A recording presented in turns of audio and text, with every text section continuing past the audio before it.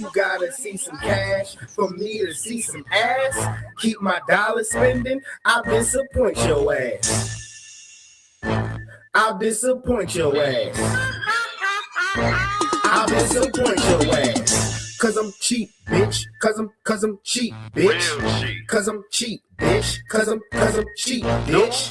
Cause I'm cheap, bitch. Cause I'm cheap, bitch. Cause I'm cheap, bitch. Cause I'm cheap, bitch. Oh, cause I'm cheap, bitch. Yeah, cause I'm cheap. Oh, cause I'm cheap, bitch. Yeah, cause I'm cheap. Oh, cause I'm cheap, bitch. Yeah, cause I'm cheap. Oh, cause I'm cheap, bitch. Yeah, cause I'm cheap. Yeah, cause I'm cheap, bitch. Yeah, cause I'm cheap, bitch. Who your 20 for dinner? I ain't got no motherfucking change, bitch. If you ain't got no money and she keep on tripping, she say she want a ring. Tell her click her heels, keep wishing. You in my fucking house, ho. Now I'm all spent out, ho. All because I'm cheap. If you don't like it, then get out, ho. You so fucking wild, ho. Budget is my style, ho. Then you got the nerve to say, what's up with that dough?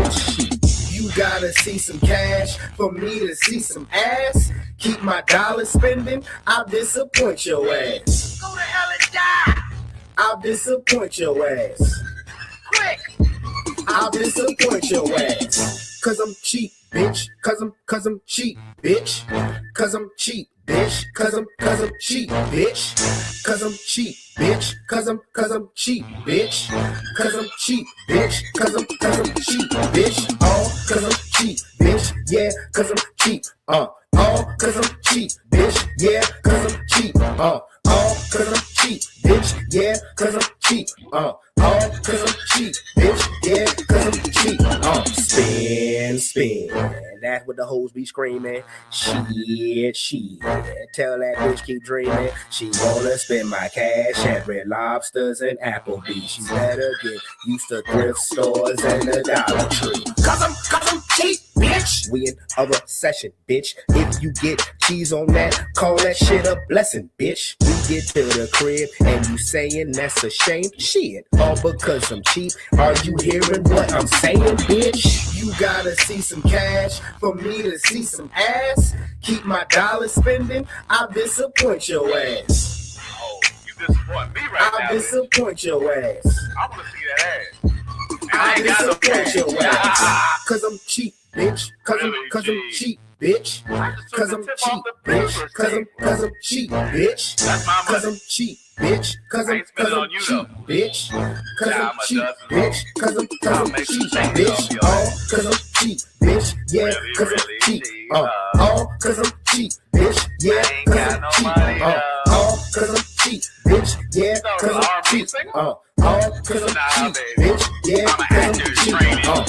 You gotta see some cash, but it ain't worth it though. For me to see some ass, and you a ugly hoe. She gon' say, nigga, we through. Real talk, I ain't never really like you. Shut up. I'ma say something real true. Order off the 99-cent menu. Shut up. Cause I'm cheap, bitch. Cause I'm cheap, bitch. Cause I'm cheap, bitch. You can't spend a thing, bitch. Cause I'm cheap, bitch. Cause I'm cheap, bitch. Cause I'm cheap, bitch. You can't spend a thing, bitch. Cause I'm cheap, bitch. Cause I'm cheap, bitch. Cause I'm cheap, bitch. Cause I'm cheap, bitch. Cause I'm cheap, bitch. Cause I'm cheap, bitch.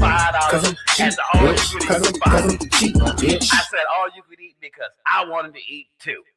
I'm sorry you ain't get a plate, but I'm cheap, bitch. Hey, you gonna eat all that? Never mind, I'll eat it myself. Cheap, bitch.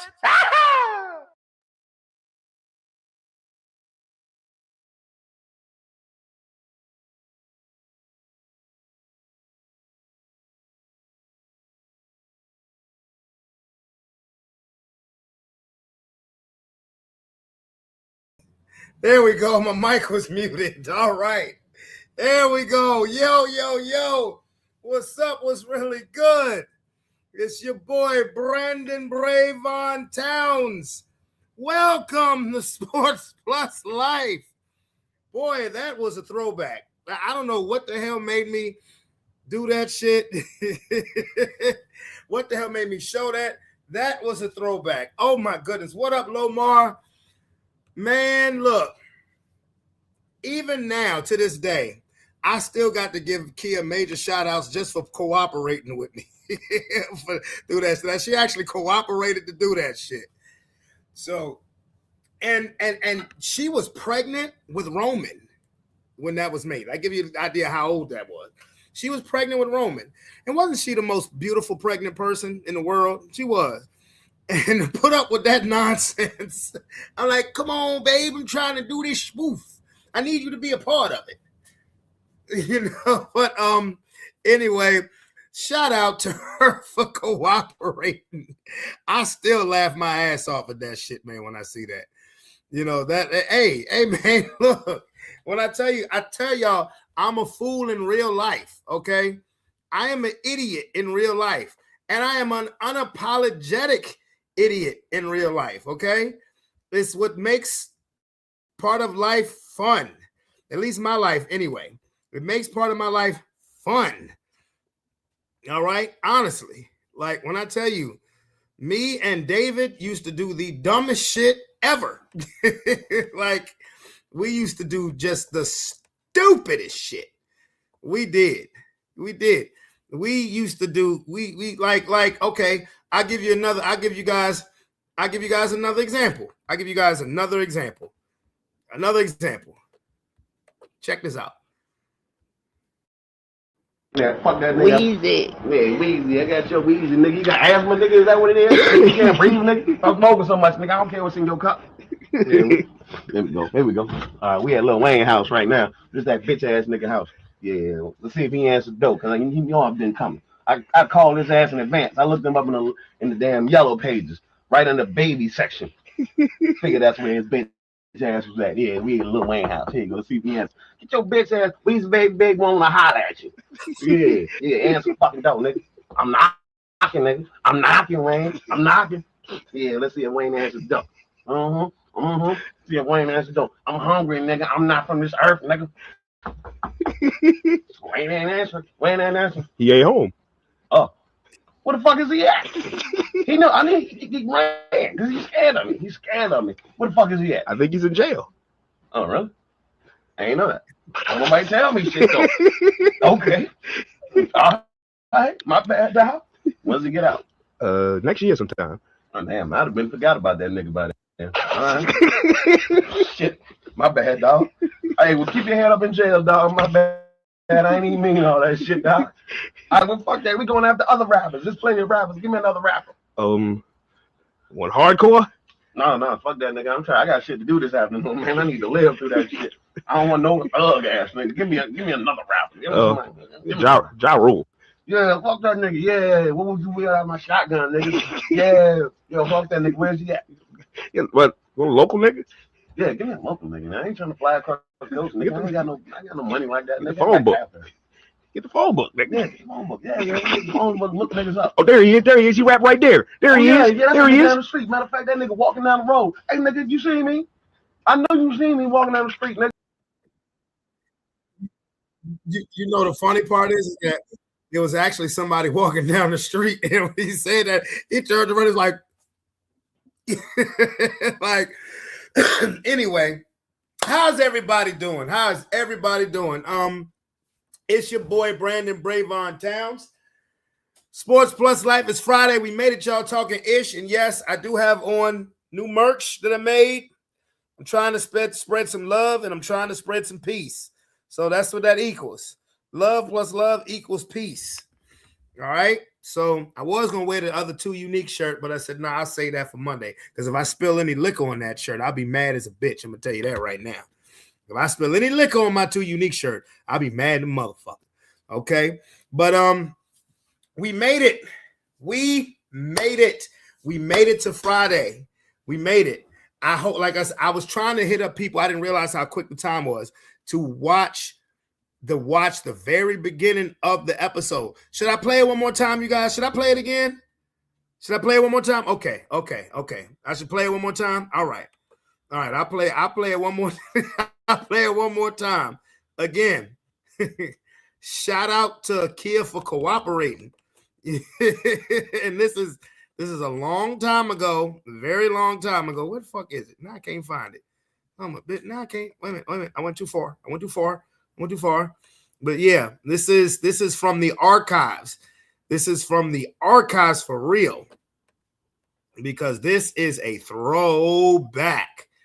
Where is it? There it is. Okay. I'm gonna bring it back up. I'm gonna bring it back up. All right. Just because my day is going good, Brody. I can't complain, man. I can't complain.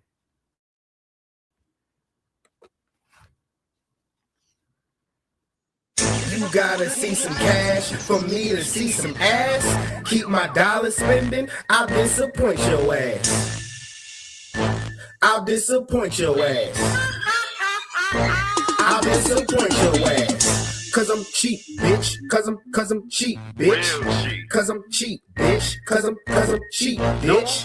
Cause I'm cheap, bitch. Cause I'm cheap, bitch. Cause I'm cheap, bitch. Cause I'm cheap, bitch. Cause I'm cheap, bitch. Yeah, cause I'm cheap. Cause I'm cheap, bitch. Yeah, cause I'm cheap. Cause I'm cheap, bitch. Yeah, cause I'm cheap. Cause I'm cheap, bitch. Yeah, cause I'm cheap. Yeah, cause I'm cheap, bitch. Yeah, cause I'm cheap, bitch. Who your 20 for dinner? I ain't got no motherfucking change, bitch. If you ain't got no money and she keep on tripping, she say she wanna wing. Tell her click her heels, keep wishing. You in my fucking house, ho. Now I'm all spread out, ho. All because I'm cheap. If you don't like it, then get out, ho. You so fucking wild, ho. Budget is my style, ho. Then you got the nerve to say, what's up with that dough? You gotta see some cash for me to see some ass. Keep my dollar spending, I'll disappoint your ass. Go to hell and die. I'll disappoint your ass. Quick. I'll disappoint your ass. Cause I'm cheap, bitch. Cause I'm cheap, bitch. Cause I'm cheap, bitch. Cause I'm cheap, bitch. Cause I'm cheap, bitch. Cause I'm cheap, bitch. Cause I'm cheap, bitch. Cause I'm cheap, bitch. Cause I'm cheap, bitch. Yeah, cause I'm cheap. Cause I'm cheap, bitch. Yeah, cause I'm cheap. Cause I'm cheap, bitch. Yeah, cause I'm cheap. Cause I'm cheap, bitch. Yeah, cause I'm cheap. Spin. That's what the hoes be screaming. Shit. Tell that bitch keep dreaming. She wanna spend my cash at Red Lobsters and Applebee's. She better get used to thrift stores and the Dollar Tree. Cause I'm cheap, bitch. We in a recession, bitch. If you get cheese on that, call that shit a blessing, bitch. We get to the crib and you saying that's a shame. Shit, all because I'm cheap. Are you hearing what I'm saying, bitch? You gotta see some cash for me to see some ass. Keep my dollar spending, I'll disappoint your ass. Oh, you disappoint me right now. I'll disappoint your ass. I wanna see that ass. I'll disappoint your ass. Cause I'm cheap, bitch. Cause I'm cheap, bitch. Cause I'm cheap, bitch. Cause I'm cheap, bitch. That's my Cause money. I'm cheap, bitch. Cause I'm cheap, bitch. Cause I'm cheap, bitch. Cause I'm cheap, bitch. Cause I'm cheap, bitch. Yeah, cause I'm cheap. Cause I'm cheap, bitch. Yeah, cause I'm cheap. Cause I'm cheap, bitch. Yeah, cause I'm cheap. Cause I'm cheap, bitch. Yeah, cause I'm cheap. You gotta see some cash, but it ain't worth it though. For me to see some ass, and you a ugly hoe. She gon' say, nigga, we through. Real talk, I ain't never really like you. Shut up. I'ma say something real true. Order off the 99-cent menu. Shut up. Cause I'm cheap, bitch. Cause I'm cheap, bitch. Cause I'm cheap, bitch. You can't spend a thing, bitch. Cause I'm cheap, bitch. Cause I'm cheap, bitch. Cause I'm cheap, bitch. You can't spend a thing, bitch. Cause I'm cheap, bitch. Cause I'm cheap, bitch. Cause I'm cheap, bitch. Cause I'm cheap, bitch. Cause I'm cheap, bitch. Cause I'm cheap, bitch. Cause I'm cheap, bitch. Cause I'm cheap, bitch. I said all you could eat because I wanted to eat too. Oh shit. I'm sorry you ain't get a plate, but I'm cheap, bitch. Hey, you gonna eat all that? Never mind, I'll eat it myself. Cheap, bitch. Okay, we back. Hampton.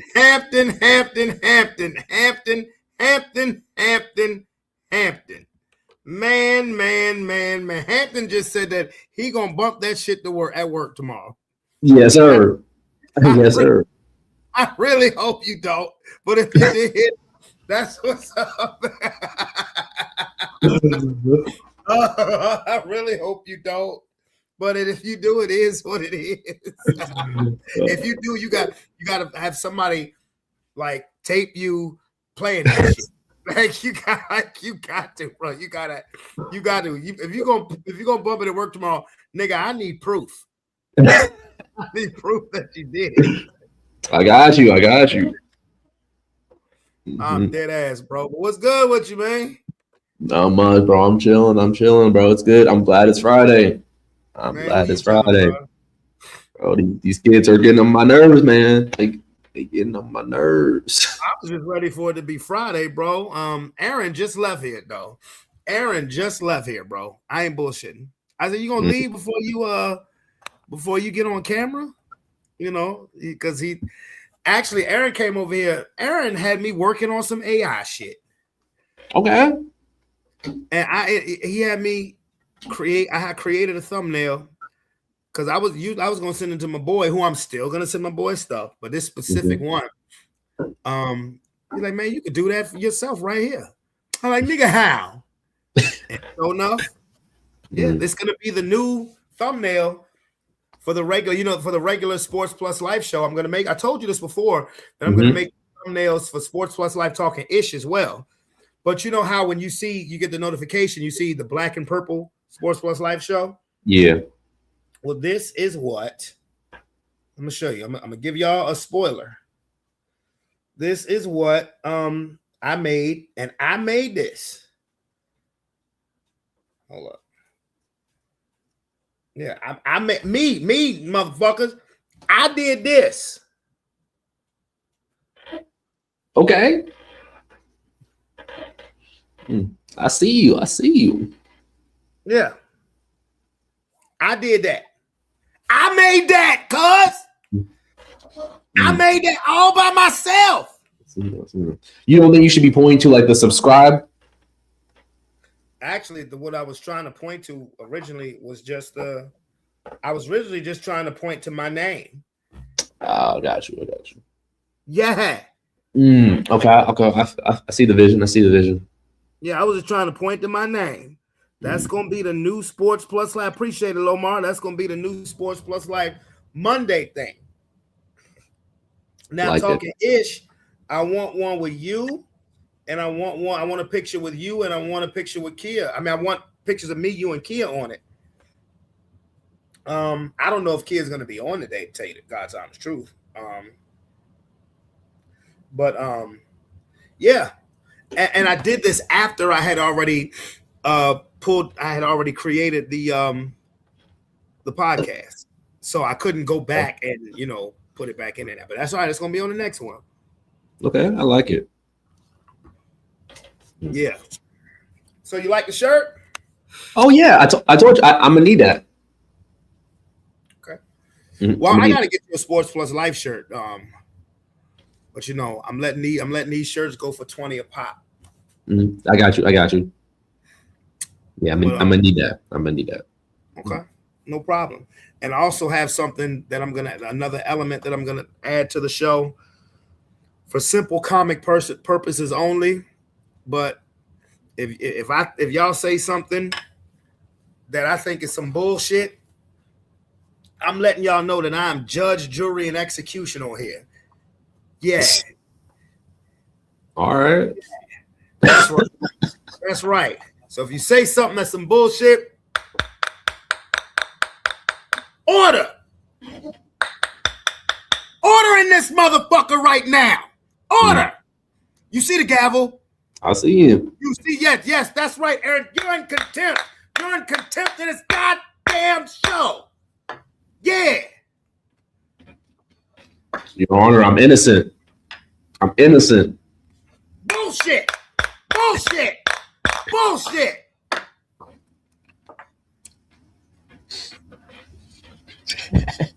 Wait till I get the people court music playing in the background, because I am, goddammit. Y'all just wait. People, hey, now you talking. Yeah. Yeah, Aaron had me over here doing some AI shit, man. and it worked. With that being said, I would still like to be the first to say fuck AI for those people who use it to act like this is Skynet in the Terminator movie. It's a throwback right there. Yeah. You heard what I said. I heard you. You heard it. That's what the fuck I said. Hey, London tried to grab this. I said, She's like, I said, only person who grabs this is me. Ha! Yeah. But anyway, before we get started, we're 3 weeks away, people. Holland Springs stand up. We're 3 weeks away from the big cookout on May the 2nd. Things are getting the time is coming here real quick. Things are getting together, and I can't wait. 3 weeks away, absolutely. So if you're Holland Springs, show up, show out, tailgate, and celebrate. You heard me? Mm-hmm. So what are we gonna talk about today, Hampton? It's NBA. Shit. Bro, NBA, get into it, bro. Trying to get to the finish line, ain't it? Mm-hmm. We got New York beating Boston. Yeah. We got New York beating Boston. We have the Oklahoma City Thunder. They clinched number one last night, didn't they? Yes, they did. Okay, let me pull up some standings. Wait, was it last night or 2 nights ago? I think it was last night. Mm-hmm. But yeah, Oklahoma City Thunder, they are officially the first seed. Best team. For the third straight year. Yeah. For the third straight year. Mm-hmm. They're the number one seed in the Western Conference for the third straight year. Congratulations. That is quite an accomplishment. No shade on that whatsoever. Yep. And let's see. First of all, Hampton, I'm sorry. I'm being so rude. How was your week, sir? I mean, no, week was good, you know. I mean, really just getting back into like the flow of things. Like I feel like every time we take a break, coming back, the kids are just they think that they can just get away with anything. And I'm like, I don't care that y'all got a break. Y'all need to act right. Like it was crazy. But it was still good though. Like daycare. I was at the daycare today. They're always pretty good. You know. I saw them with their soccer shirt on today. Yeah, but I mean, they started thinking they can get rid of some bullshit now. I'm like, oh, no. Like y'all still got some stuff to learn, like 100%. Like I'm here for a reason. Y'all don't know everything. That's right. That's right. And if they give you any lip, tell them Mr. Brandon gonna see you. Mm-hmm. They'll probably start laughing. Like Mr. Brandon can't play no soccer. No, they're just like, we saw Mr. Brandon today. He gave us a hug. But anyway, I got these standings up. You see what the Eastern Conference looks like. The Detroit Pistons have clinched as the number one seed. And Cade, this happened. Cade Cunningham is back. You bet. And he looked pretty good. So let me ask you something, Hampton, about the Detroit Pistons. Mm-hmm. Detroit basketball. Now that Cade Cunningham is back. And it's amazing he only missed 11 games due to a collapsed lung. That's wild. That is true. And the Pistons were 8-3 in those 11 games. A lot of people thought they were going to fall apart because the narrative behind the Detroit Pistons, particularly after the All-Star break, was they don't have another go-to scorer outside of Cade Cunningham. Yeah. And that has been proven wrong. Jenkins has been great. Duran has turned into a primary scorer. What do you think the Pistons ceiling is now that Cunningham is back and now that the rest of the team showed you, hey, it's not just Cade Cunningham and them, it's the Detroit Pistons. What you thinking? My thought is, I mean, ceiling is high for them. I think ceiling could easily be conference finals. I think getting to the finals is going to be tough. is going to be tough. Like having to face either Boston or New York, I do think they match up very well against both of them. It depends. For Boston, it really does depend on what Jason Tatum is going to look like in the playoffs. Because I feel like he's still rushed back too soon. But right now he's still playing and he's still balling. But playoffs is different. Like those games are close, not a lot of recovery, and I still don't think you gave your body the full recovery that it needed. But saying Jason Tatum's healthy for a full series, that could give Detroit some problems getting to the finals. I do think they match up against everybody else in the East because East is also really soft. If James Harden shows up in the playoffs, maybe Cat will give him some trouble, but I don't remember the last time James Harden showed up in the playoffs. I don't either. I got the answer for you. Never. Yeah, so not in the crucial games, not in the games that you need him the most. Game Game 6, right. Game 7. So I can see Detroit getting to the finals, but playing a healthy Boston team it could be tough. But they could definitely beat New York. They just New York need to get rid of Cat. He's not doing. So who could be your surprise team coming out the East? So who are you picking to come out the East? Who are picking to come out of the East? Honestly, if New York is fully healthy, I want to say I like New York on paper the most because I also like the addition that they brought in with Jose Alvarado. Yeah, I think that was really good for them. They have a strong starting five as well as great role players coming off the bench. Boston is just chucking up threes if Tatum is in the game and Jaylen Brown's not the focus. So Boston, not picking you. Detroit, a healthy Cade can lead you to the finals. But with those outliers, I'm going to put my pick as New York. Now, my surprise pick is probably going to be Atlanta. Whoa. Yeah. Atlanta. As it stands today, Atlanta would play the Knicks in the first round. Yeah. Okay. If Atlanta beat New York, they dangerous. I would actually like to see Atlanta drop to the 7th spot, so they'd have to play Boston. Okay, I like it too. Because if they play against Boston, Atlanta plays physical. Boston not gonna like that.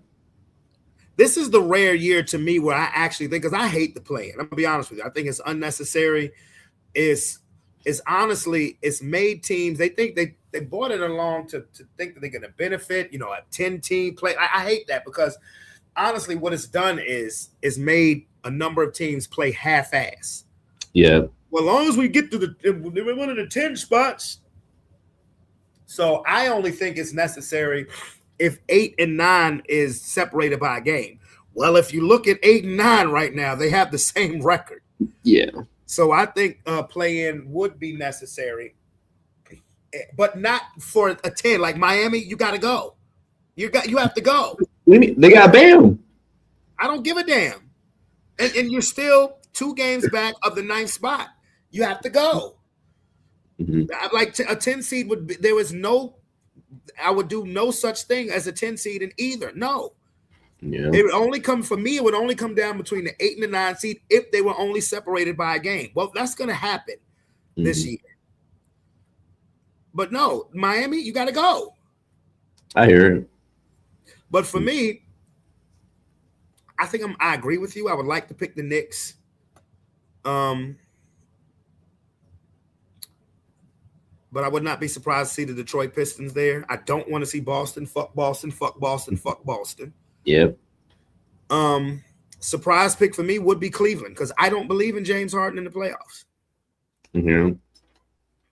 Now, last year, I thought Cleveland was going to go to the finals. Same. But to me, James Harden is going to James Harden in the playoffs.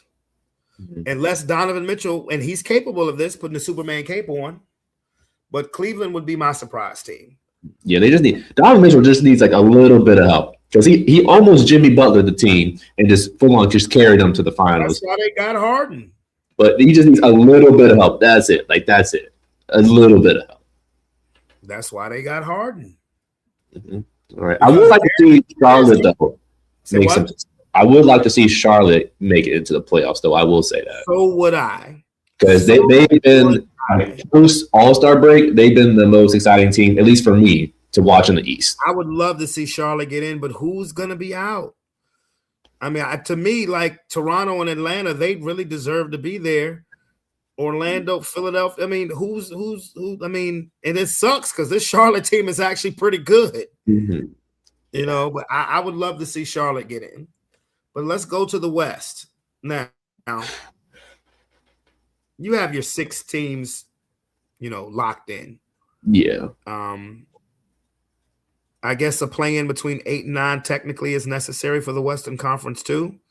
Yeah. Golden State should not be allowed to do a play-in game. Look at their record. Yeah, I don't give a fuck if they win both play-in games. Look at their record. I think that's criminal if Golden State gets in the playoffs with that record. That's criminal. Yeah. And I love Steph Curry and Draymond. They don't deserve to be in the playoffs. They don't. They don't deserve to be in a play-in game. This is why I don't like the play-in game stuff, because it's ridiculous. It's ridiculous. The Phoenix Suns are 7 games better than the Golden State Warriors. And you mean to tell me there's a world that exists where the Suns could miss the playoffs and Golden State could make it? Yeah. Like that's disgusting. That's disgusting. I cannot stand this format. But what do you see in the West? I mean, honestly, in the West, I personally just want to see Trailblazers and Warriors. They just out. I do think if the Clippers play the Suns, the Clippers can beat the Suns and move up to the 7th seed. I believe that too, and I'm not all the way in agreement. I'm not all the way in agreement with that because the Clippers the Suns are 3 games better than them. But I actually believe the Clippers will beat the Suns in the 7-8 matchup if that's what it comes down to. I actually believe that's going to happen. Mm-hmm. And then the West, I mean, as hard as it is, like I feel like the West is really just a 3-team race. It's like, is OKC going to repeat? Yeah. Can the Spurs get over the hump of having to potentially beat the Nuggets and the Thunder? Yeah. That's going to be the next point. And then can Denver just flat out just be better than both the Spurs and the Thunder to move to the finals? Yeah. The other teams are just playing just to play. Yeah. I talked about this. I know you watched on Wednesday. Yeah, I talked about this 2 days ago. We're in lockstep with this. 3-team race, and Denver can beat anybody. Yep. Because I saw what Denver did to Vic. I saw what Jokic did to Wemby last Saturday. I never seen Wemby. I mean, not Wemby. I never seen Jokic move his feet so much on defense in my life. And like, he was sliding. And Jamal Murray, the Jamal Murray effect. Mm-hmm. And what you have to keep in mind, Denver, they are champions. They are. The nucleus of that team, Jokic, Murray, Aaron Gordon, they're champions. Mm-hmm. They've been there and done that. And to me, this is kind of their last gas. And I say that not because like Jokic or Murray is going to go anywhere. That's not why I'm saying it. But when Victor Wembanyama get that title, it's a wrap. Yeah. The Spurs ain't going nowhere. Oklahoma City's not going anywhere. I think it's actually going to be worse. I think if Wemby just get any playoff success or playoff failure, the next year it's going to be wraps. Yeah. Like just seeing Wemby in the playoffs, he's going to see the format. He's going to be accustomed to it. Next year, it's going to be different. I don't think we're going to see OKC be the number 1 seed next year. I don't either. Mm-hmm. And I say that, and I don't say that as a bad thing because this is why I'm a fan of Wemby, because he wants that shit. He got that Giannis mentality. Yeah. So I believe he will want it. He will make it a point, because think about it. Let's say it is Oklahoma City and San Antonio. Oklahoma City got Game 7 on their floor. Yeah. Game 7 on their floor. And let's say it comes down to that and Oklahoma City wins. Women gonna want that number one spot next year for that simple reason. Now, I'm not gonna lie to you. I would damn near be, I may pick the Nuggets if it is San Antonio and Denver in the second round. I may pick the Nuggets. I probably agree with you too. Yeah. Just because like the only person that's been like on the Spurs that's like has like the real experience and like knows like the grit of the playoffs is De'Aaron Fox. He the only one. No, that's not true. Harrison Barnes won a title. I'm not counting Harrison Barnes. You have to. He's a starter. And he was a starter when he won the title. I know, but like you can't do that. He's a champion.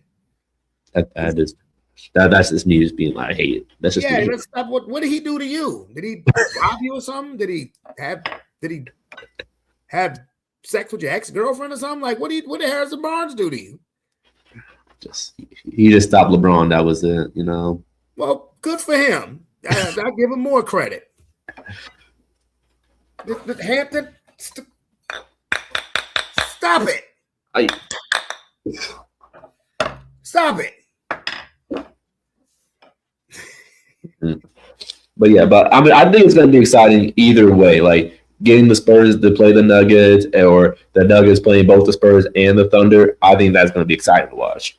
Well, see, I would have to put Denver on upset alert in the first round if they play. Well, when they play Minnesota, because Minnesota knows how to beat them. That is true. So they will be on upset alert for round one.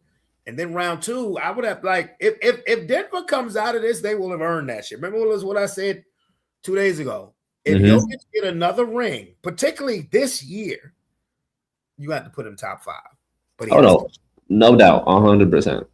Like the script is written. Do you think so? Yeah, the script is there. Do you think Oklahoma City breaks the recent trend of defending champions not getting past the second round this year? Yeah. Just because like the road is I'm not saying like it's easy, but it's like you having to play your first and second round matchups on paper, you are just way better than, because you have a better starting 5 and arguably bench than both teams you are probably going to play in the first 2 rounds. So I think yes. I don't know if they play the Lakers with Austin Reeves and Luka back. Are they going to be back? I think by the second round, yes. The first round, no. That's why, because if I knew they were going to be back for the first round, I would say the Lakers are going to walk Houston. But again, Houston may end up with, they have the same record. Houston could end up with home court. Yeah. But if Luka and Reeves come back mid-series against the Rockets, no, we're going to lose that. So if you're talking about Oklahoma City versus Houston, yeah, Oklahoma City going to fuck them up. Yeah. That's okay. I mean, Lakers can put their trust in Bronny. Oh, my God. Give him the ball. You just want us to get swept, don't you? Bam. Hey, he put up 10 points the other night. He put up 10. What?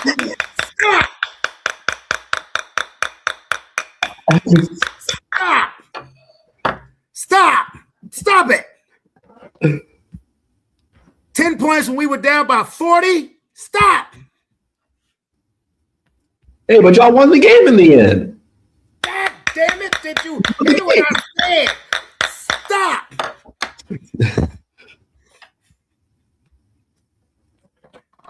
Trust in fucking Bronny. That's why I want his goddamn daddy to leave so he can leave too. Shit.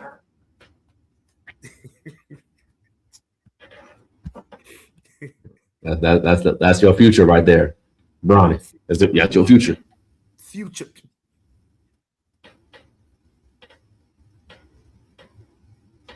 Future what? That's a future star. You're in contempt. I'm gonna hold you in contempt. For what? For lying so the world can see you. Lying. Man, we got to come back to this in 3 years. All right, 3 years. We about to come back to this in 3 years.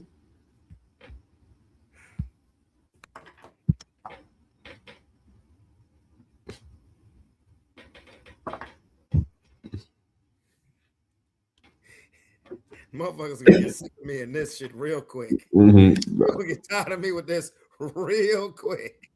No, it's gonna be a little time real quick. And Key is on here. I'm a bow. I'm gonna take this bitch on the bus with me on Monday. Like, Mr. Brandon be like, dang. Sit down and shut up. Mm-hmm. Bro. Oh my goodness. Oh, the good times to act like an asshole. Mm-hmm. So, have you heard about, people are talking about Jalen Hurts, like, because he's going to be up for another contract real soon. Yes.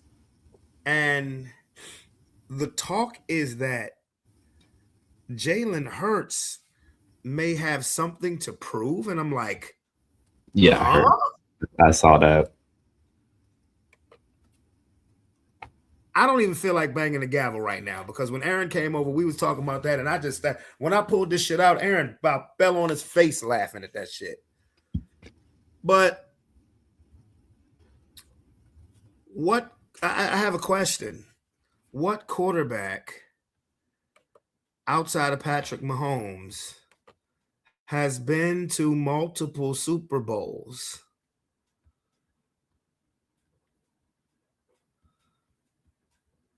I'm waiting.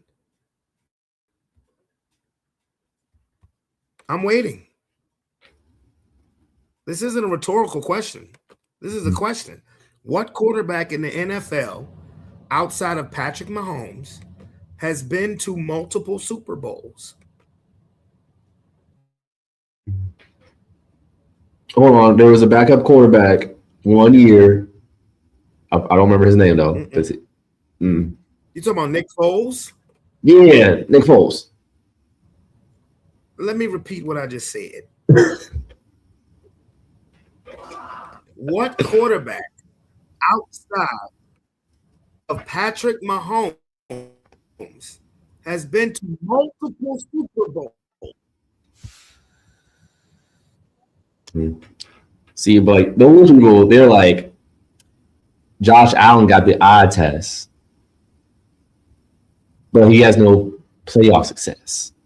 So they don't care. They don't really think all he has to prove is like in the playoffs. They're saying at least what the stuff I was saying is Jalen Hurts has something to prove in the regular season and the playoffs, and he has to win. Why do Jalen Hurts got to do all that to prove himself? You still haven't answered the question. Oh. What quarterback, other than Patrick Mahomes, has been to multiple Super Bowls?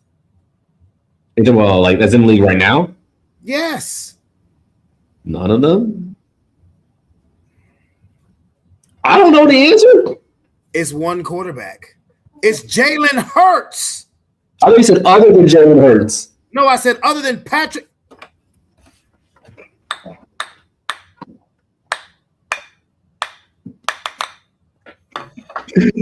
People in the chat, please, did you hear me say what quarterback other than Patrick Mahomes has been to Super Bowls?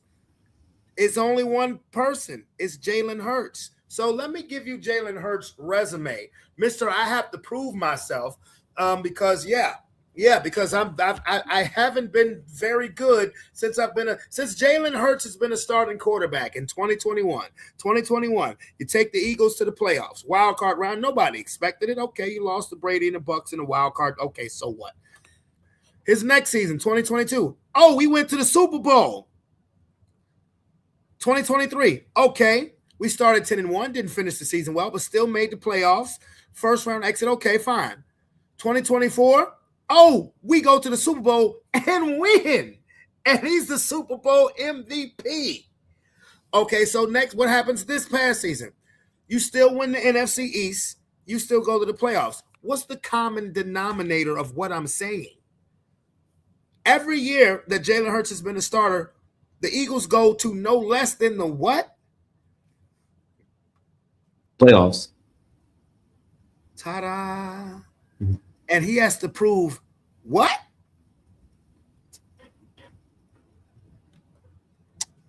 That he's great. And he's the he's the only quarterback outside of Patrick Mahomes since Brady retired, who's been to multiple Super Bowls. He's the only quarterback in Philadelphia Eagles history who's been to multiple Super Bowls. I'm not saying this because I'm a Jalen Hurts fan, which I am unapologetically, but everything that I'm saying to you is factually correct. It's factually correct. That's correct. Let's get some more information out of this. I give you brother Marcellus Wiley. Gonna get $300 million. Oh, that gotta hurt if you Jalen Hurts. Get it? Hurts, pun intended. In the huddle, at the line of scrimmage, audibling plays, not audibling plays, whatever it may be. I still think the guy's been a successful quarterback. Now, the contract looms is an issue.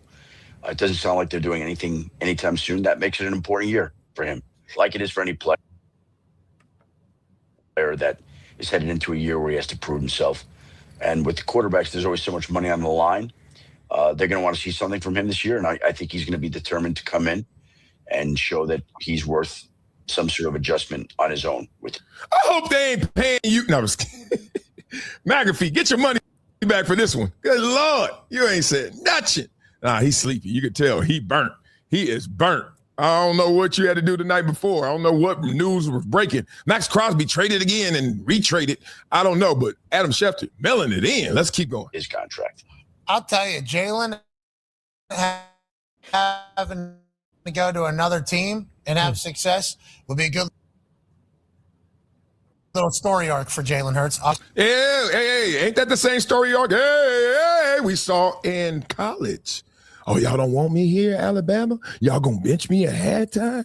Halftime or not just a normal game, not when we playing the Citadel or something, week 3 when they be playing them sorry-ass teams. No, you gonna bench me in the national championship game? You trying to embarrass me in front of my family and the whole world? Gotcha. Oklahoma, let's get there. Win. Now? No, Sooners. That's 2 for 2. That's 2 for 2. I'm killing those little funny puns. All right. And he went out there and balled out. I wouldn't bet against Jalen Hurts, but as crazy as that sounds, it sounds like the Eagles are saying, I wouldn't bet on Jalen Hurts either. So he ends up going to Oklahoma, at the end of his college career, does his thing there, comes into the NFL, wins a Super Bowl, maybe has to rewrite another chapter at another place. Because there would be teams, obviously, I'd be signing up for the Jalen Hurts experience at quarterback quick. Yeah. Every single offseason, we see quarterbacks get offers or teams get interested in a quarterback that we couldn't have expected. No offense to this man, because I think it's a perfect fit in Las Vegas, which actually leads to the next question we're going to ask. But Kirk Cousins signed for like $130 million guaranteed one offseason. Yeah. And we were like, holy shit. Kirk Cousins is getting $130 million at this stage. And obviously, you look around the contracts now, every team would say that's a good deal on a quarterback at this stage. So Jalen Hurts would certainly have a market. There's always teams that need quarterbacks. Blah, blah, blah, blah. Yeah, but that ain't enough. You know what I mean? Like, what I'm seeing out of this situation is Jalen Hurts, he's going to feel a certain way. Even going into this season, even if he gets his contract at the end of the season from the Philadelphia Eagles, he'll be like, you mother suckers. This how y'all think about me? I'm that close to being up out of here. I'm that close to losing your favor. And I won a Super Bowl and an MVP and went to another one. Okay. Like, it's one thing to be in something, and it's another thing that what you're in, that they're into you. Whoa, you ever been in that relationship? You ever been in that situation where you're like, all right, I'm determined. I'm focused. I desire this, but it doesn't desire you the same. Ooh, that hurts. It's a weird pain, too, because you're like, I got it, but it doesn't want me. It ain't got me. Woo, wait. So it's ugly both ways. So if you're Jalen Hurts, you can go to bed at night knowing, whoa, I got somewhere to sleep. Like if it ain't Philly, it's gonna be somewhere, and there's gonna be a nice king size mattress. At the same time, damn, why she didn't want me? You ever laid up? You got a good girlfriend, but this ain't the girlfriend you want. I'm talking about that like 11th grade, freshman in college years. Those years where you just trying to figure yourself out. So you trying to figure out relationships and you just bouncing around. If you look back at your dating history, especially around that time, golly. Yeah, I do. Yeah. Will you be my girlfriend? Yes, no, maybe. Like you just sending that letter out. You're just trying to figure it out. She the finest. No, she the nicest. No, she the sweetest. No, she the most athletic. No, she the coolest. You dated all of them. Got a slice of pizza over there, lost $3. Got a slice of pizza over there, that's $3. That's how the game go. But Jalen Hurts, sometimes you think you got out of the game. Like you the man on campus. Like I ain't got to play them games, dog. They all want me. I'll figure it out later. That's what Jalen Hurts should be walking around with that big ass Letterman jacket. Like, please, get off me. Get off your knees. Stop begging. They not begging.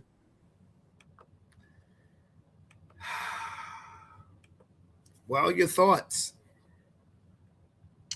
I mean, my first thought is, bro, Kirk Cousins.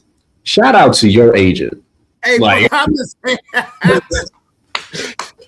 Because when I first saw that, I was like, "Is it April 1st?" I had to look at the date again. I was like, "Oh no, that's real. He got paid." Like, hey, shout out to your agent, bro. Kirk Cousins has the best agent in football, bro. Because for the last 10 years, and I'm not bullshitting, the last 10 years, Kirk Cousins has made damn near as much money as Patrick Mahomes, bro. Mm-hmm. Yeah. I'm wondering what blackmail pictures does Kirk Cousins' agent have on these people out here? Because Kirk Cousins in his career, he's been in the league since 2012. He's won one playoff game. Yeah. One. But yet Kirk Cousins finds the fattest, most guaranteed contracts ever. Ever.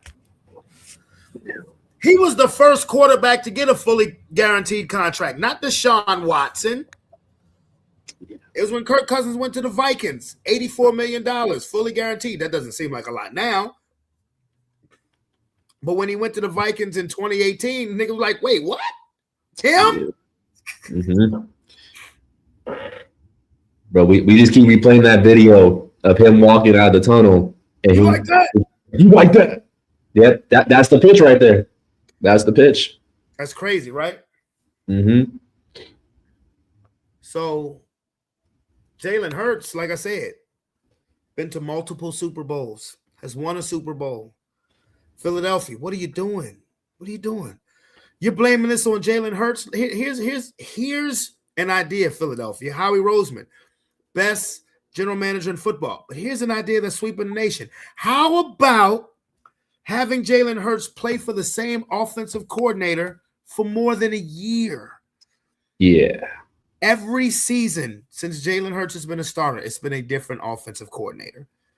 And the fact that he's been to not just one, but 2 Super Bowls and won one, he has a different offensive coordinator every fucking year. And for him to, not only be successful, but to be a playoff quarterback, you're like, really?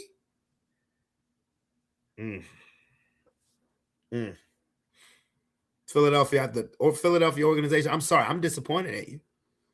I'm disappointed in you. Because this young man, all he's done is win since he's been a starter. That's all he's done is win.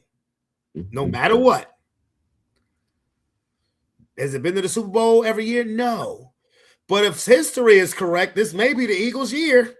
In 2022, they was in the Super Bowl. 2024, they won the Super Bowl. Hell, it's 2026. Look out. Mm-hmm. Here they come. So, I don't know.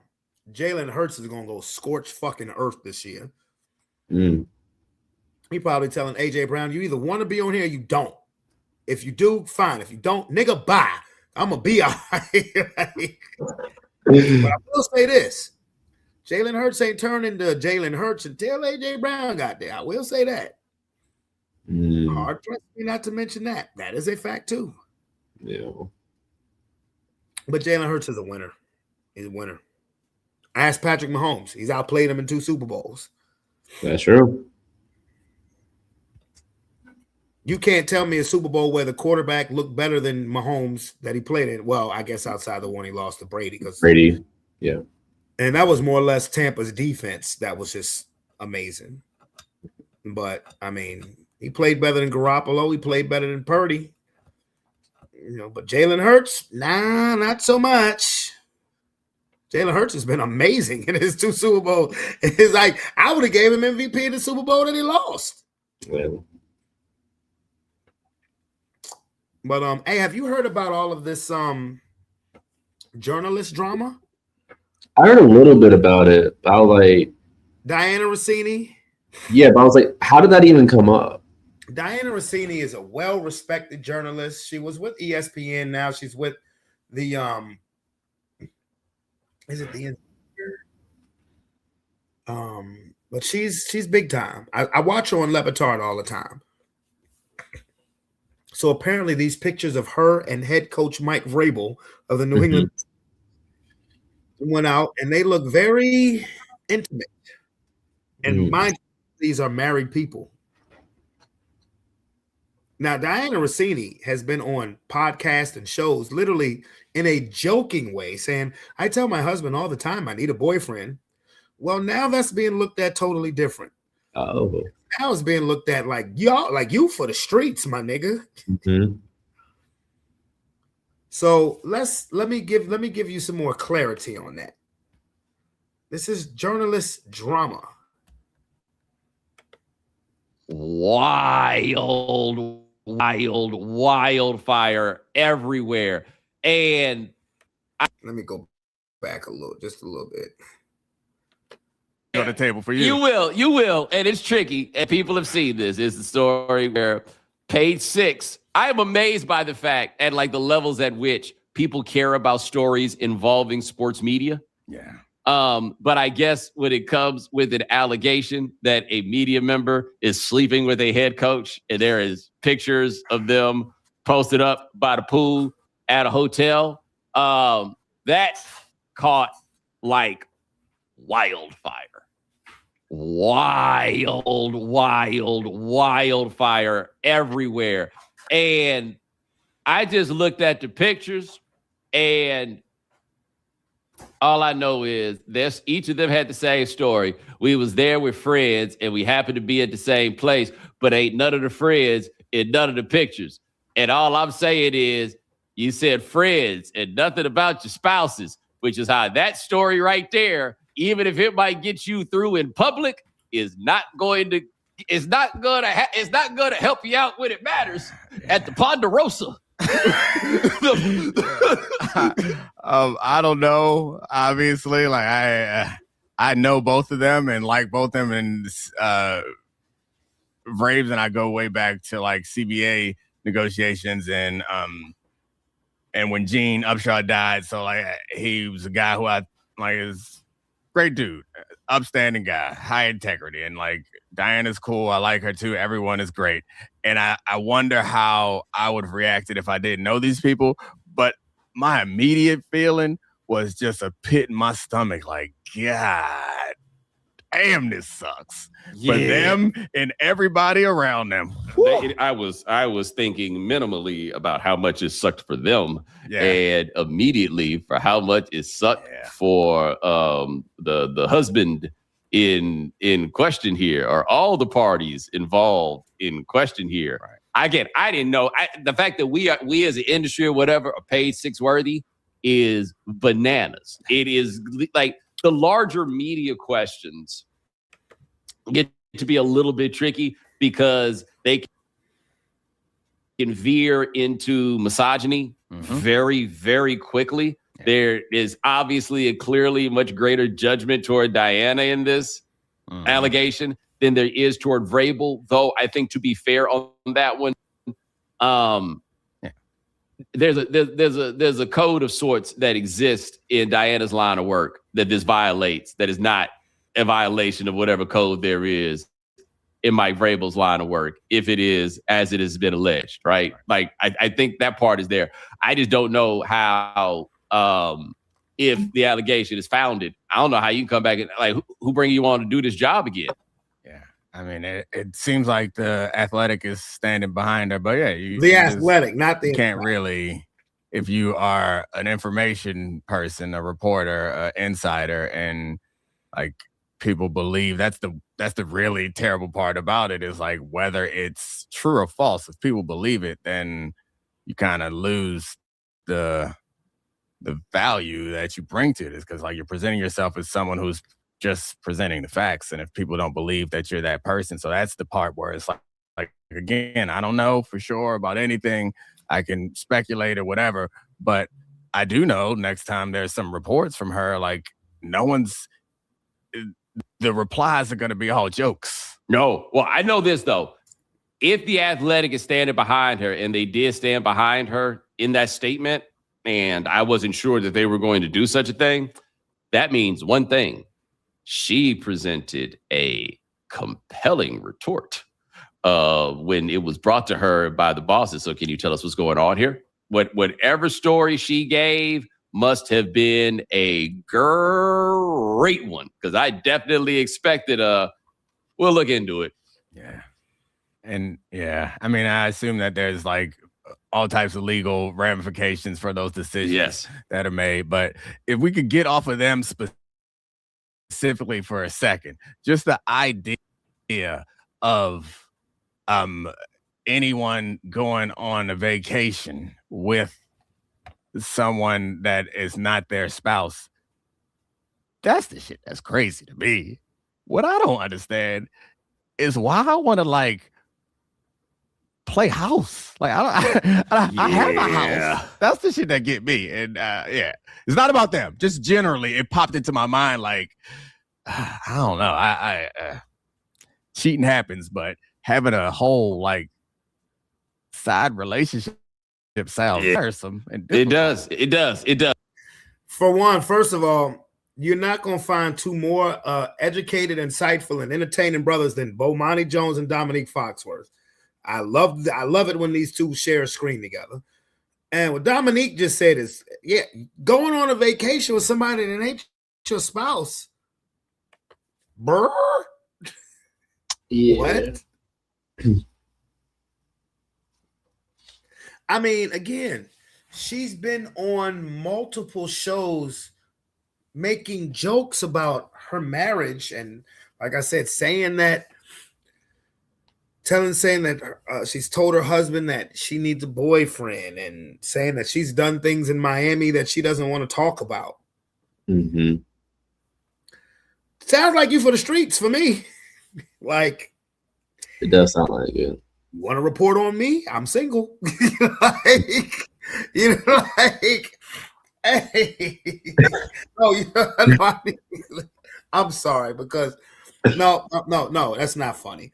Because there's a husband in the mix that unless he actually knew about this, unless he knows that his wife is a Tatiana, if he doesn't, if he just takes ha, that's so funny.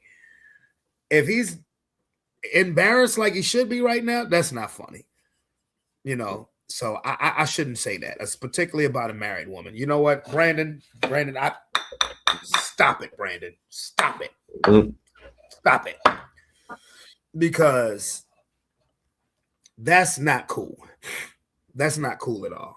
You have a family, and she's gotten to a point, and what that's gonna do, because like I said, she's such a well-respected reporter. Diana Rossini, I've been watching her for years, and she's cute. She's cute. I mean, she ain't no Erin Andrews or nothing like that. You know what I'm saying? She ain't no Joy Taylor or nothing like that. But she's like, if you found yourself alone with her, and or just you and her in the company, you'd be like, huh, But there's two families, because the thing is, she's getting all the smoke, but Mike Vrabel is married too. Like, he's married too. There's a wife out there who's like, but see, that worked different for white men, rich white. He could be like, well, honey, look what we have. Look what I have. You're going to leave for this? You're going to leave all of this because you saw a little photo? Yeah, we were interlocked hands. That's how they were holding hands. Interlocked hand, like that intimate shit. Well, honey, it was, had a couple drinks, and it was, I thought she was you, it's funny because I watched the movie Turbulence last night. I did. Well, have you watched that? The hot air balloon joint? Yeah. I watched the movie Turbulence last night, and while I don't respect what the husband did, in any relationship, if you deny your significant other intimacy, the fuck you think is gonna happen? In most situations. Not every situation, because you're looking at a situation where that did not happen. But in most situations, you deny your significant other intimacy, the fuck you think's gonna happen? We are human beings. And if you deny somebody who likes to have sex, they're gonna fuck around on you eventually. Or be a very frustrated person. Because, nigga, I will tell you, there were some nights I wanted to cry, nigga, where I was just like, what the, like, and like, I'm serious. So, but if you're Mrs. Vrabel, what do you do? Because I'm gonna tell you somebody who gives no fucks about this situation. I'm gonna tell you an employer who gives no fucks about this situation. That is Robert Kraft, the owner of the New England Patriots. He gives no fucks about this. You think he's going to fire Mike Vrabel and he just took him to the Super Bowl in his first year for this? He ready to take that nigga to the massage parlor tomorrow. Like, let me show you the bitches I'll be fucking with. You think you fucking with her? Let me show you the bitches I'll be fucking with. Chill. But Diana Rossini, I mean, if you for the streets, then you for the streets.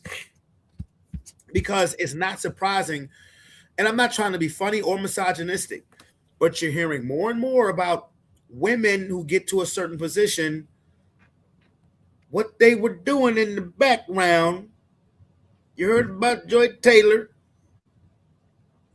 There's been stories that's gone around allegedly about Molly Karam, allegedly. Now you're gonna have to add Diana Rossini to the list, allegedly.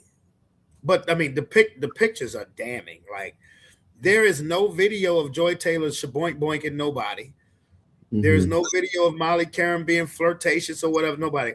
They got pictures on this chick now. Like, and the diabolical thing about it.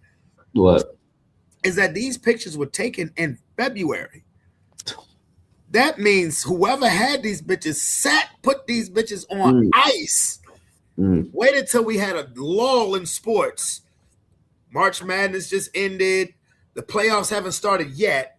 Baseball's just at the beginning, so nobody really gives a fuck. Ha! Boom! So whoever posted them joints was real diabolical. They smart, though. They smart. And that's, to me, that's personal. Whoever took them pictures know them motherfuckers. That's personal. Because when you sit those pictures on ice for 2 months, yeah, that's cold, bro. That's cold. You dive out. You plotted and planned that bitch out. Yeah. Oh yeah. Bro, it might have been the friends that were on the trip with them. It could have been. But they were probably thinking, we're not that famous where anybody would care, right? Because this has been a story that has been a hot topic for over 24 hours. You're talking about a sports journalist and the head coach. That shouldn't generate this much attention, should it? but for whatever reason, it is. Somebody don't like these two people. Mm-hmm. Love plus love equals peace, people. That's true. But like, you also are the coach that like you just went to the Super Bowl, so it's like you got your ass whipped too. Like, so yeah, we know you. We know you. I mean, Mike Vrabel's a 3-time Super Bowl winner as a player.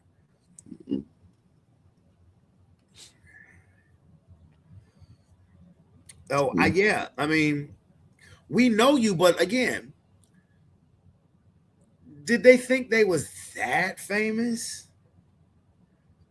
I mean, no, but like famous is famous. Like, yeah, it doesn't matter. Like yeah, they're A-listers, but like you're still famous. So like, it's gonna make news. Look, you see what's happening here with as far as a journalist. If you are a top flight, if you Stephen A. Smith, you bet, nigga, please. You cannot. You cannot. You cannot. No way. No fucking way. If you Stephen A. Smith and you even like to think about getting caught up in some shit like that. But they be trying to get they be trying to get him. Brother, oh, I know. And that leads into my next topic of journalistic drama. You see Stephen A. Smith and Matt Barnes beefing. Yeah. I did. Have you seen any of the videos? No, I didn't see the videos. I just saw an article about it instead. You didn't? Oh my goodness. Hampton. Oh, you are missing out, bro. Missing out. Damn. Check this out. I'm here for you. Your big brother is here for you. Appreciate you. Shout out to the Straight Shooter podcast with Stephen A. Smith. Your brother's here for you. So I just saw a video of Stephen A. Smith having an issue with LeBron on a golf course with a bunch of white boys, as he put it, talking about Memphis and how they should move to Nashville. And if you've been paying attention on social media, it's kind of a trending topic right now. I played in Memphis, got a lot of love for the city, but there's no doubt that the city needs to upgrade when it comes to its facilities for pro players. But Stephen A., you shouldn't have a problem with that. You're talking about his words and what they mean to the black community, but you've been the same man in front of the camera for the last handful of months, disrespecting Serena Williams, disrespecting Jasmine Crockett, disrespecting Kamala Harris, and tap dancing for the whole Republican Party, the whole white Republican Party. But you got an issue with LeBron talking about a trending topic, and his words carry weight, and he doesn't understand what his words can do to the black community. Do you understand the bullshit you're talking and what that can do to the black community? We all used to have a lot of love for you, bro, particularly me, because you looked out. But we're not going to forget the bullshit you on right now.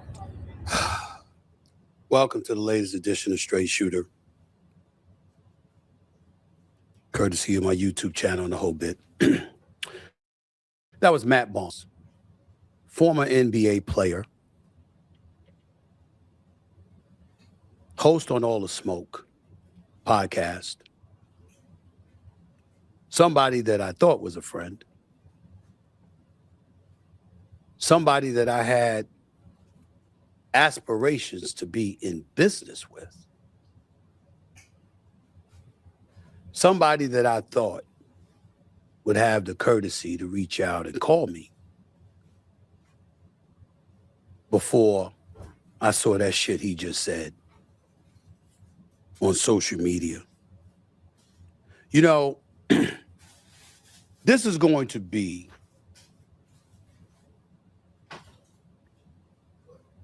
a very interesting podcast episode today, to say the least.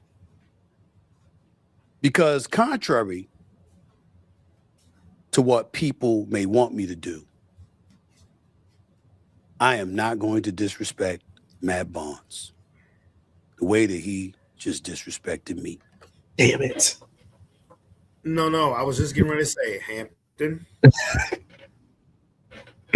Are you sure you believe that? Are you sure you believe that? Do I believe my Barnes? No, do you believe what Stephen A said as far as I'm not gonna disrespect him the way he just disrespected me? Are you completely sure that you believe what he said? See, I seem like like a typical black person response before they say some shit. But it's like I don't want to. I'm not like I don't want to do it, but I'm gonna do it anyway, kind of thing. But I'm hoping he don't let me down, and he says some shit. Just because I like the toxicity. Okay. Okay. Mm-hmm. But he also did a lot of love already, though. Go ahead. I'm sorry. What'd you say? He did disrespect him already. He said former NBA player, like he not a champion. Oh, that's right. I be forgetting that he won. Like okay, he rode the Warriors' coattail to a title. I got it. It still count. It does still count. So he should have addressed him as a former NBA champion. Is what he should have said. Okay. So he already disrespected him once, in my opinion. Okay. All right. No problem. As he himself said on the video, I've looked out in the past. Because I got a lot of love for him. He's a brilliant brother. Mm-hmm. For the most part, good and decent. He's had his own issues in the past or whatever. That's his business. I ain't going there. Too late. But what that video just showed was some straight bullshit. And I never thought in my wildest dreams that I would associate straight bullshit with him. But that's exactly what I'm calling it. I'm not hard to find. I'm right here. Matter of fact, Matt Barnes, since you so confident that what I'm talking about is straight bullshit, or I'm tap dancing for white Republicans, or I'm disrespecting Serena Williams and Kamala Harris and Jasmine Crockett, you're welcome to come on the show. Hell, I'll pay the expenses. I'll fly you right in. Flex. Come on the show. We can debate that topic. Flex. We can have that conversation face-to-face, man-to-man. Biatch. With the cameras rolling. Biatch. When Steven Jackson clapped at me a few months ago or last year over the Russell Westbrook stuff that was completely misconstrued and misreported, not by me, I offered to come on y'all show. I invited both of y'all on here, but you came on, Matt. He did it. Nobody backing up. Mm. There's some straight BS y'all coming with. So let's talk about it. Let's dissect everything that's transpired so none of us hiding. None of us hiding. You got people out here want me to sit up there and say, it's all for clicks and all. I know you're a real one, dog. I ain't coming at you like that. And contrary to popular belief, no matter what the hell y'all have said, still got love for you and Stacks.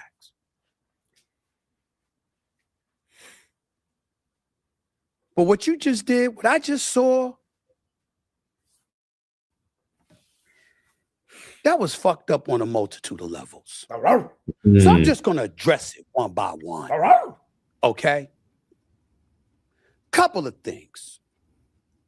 Let's talk about LeBron. Why y'all all acting, were y'all flamethrowers? You employed by the brother?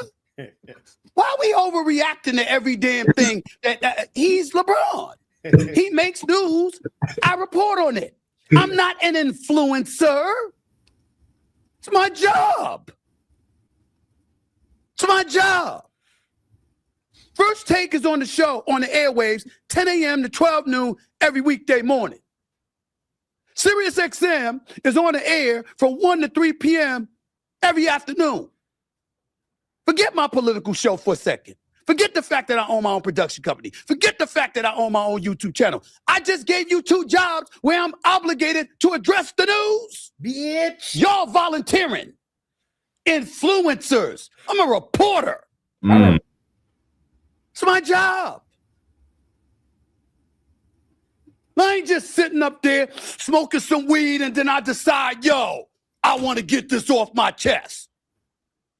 looking like I'm doing one of them Spike Lee videos where I'm strolling on some chair or whatever while I'm talking shit about somebody I'm supposed to be cool with.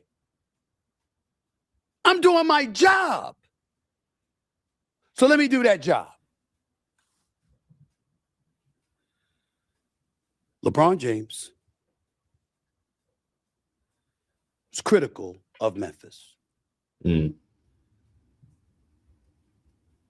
What I said was, because Memphis, the city, is 63% black. And you're talking about the team needing to move from Memphis to Nashville. We know that economically they struggle. We know that once upon a time, crime, pestilence, etc., homicides, murders, thefts, etc., was real prevalent. And then Paul Young came in there and has admittedly and has definitely steered the city in the right direction, and major props to the mayor. But it's still an issue. What I was saying was, knowing how economically ravaged the departure of the Memphis Grizzlies would be, it's not a great look for one of the greatest players in the history of basketball to flippantly discuss the matter on a golf course with a bunch of cats that don't look anything like the 63.5% of the population in Memphis. That the subject needed to be treated with more seriousness than it deserved. Let's put a pin in that real quick. Kia, hey. Greetings. Hey, Kia. Hello, Hampton. We weren't sure if we were going to get you tonight. I know. I'm getting ready to go hang out with April, but we're still in the process. You still ain't left yet? I did leave. I'm at April's house. Oh Lord, no, you. We're can go just ahead. in the process. No, y'all go ahead.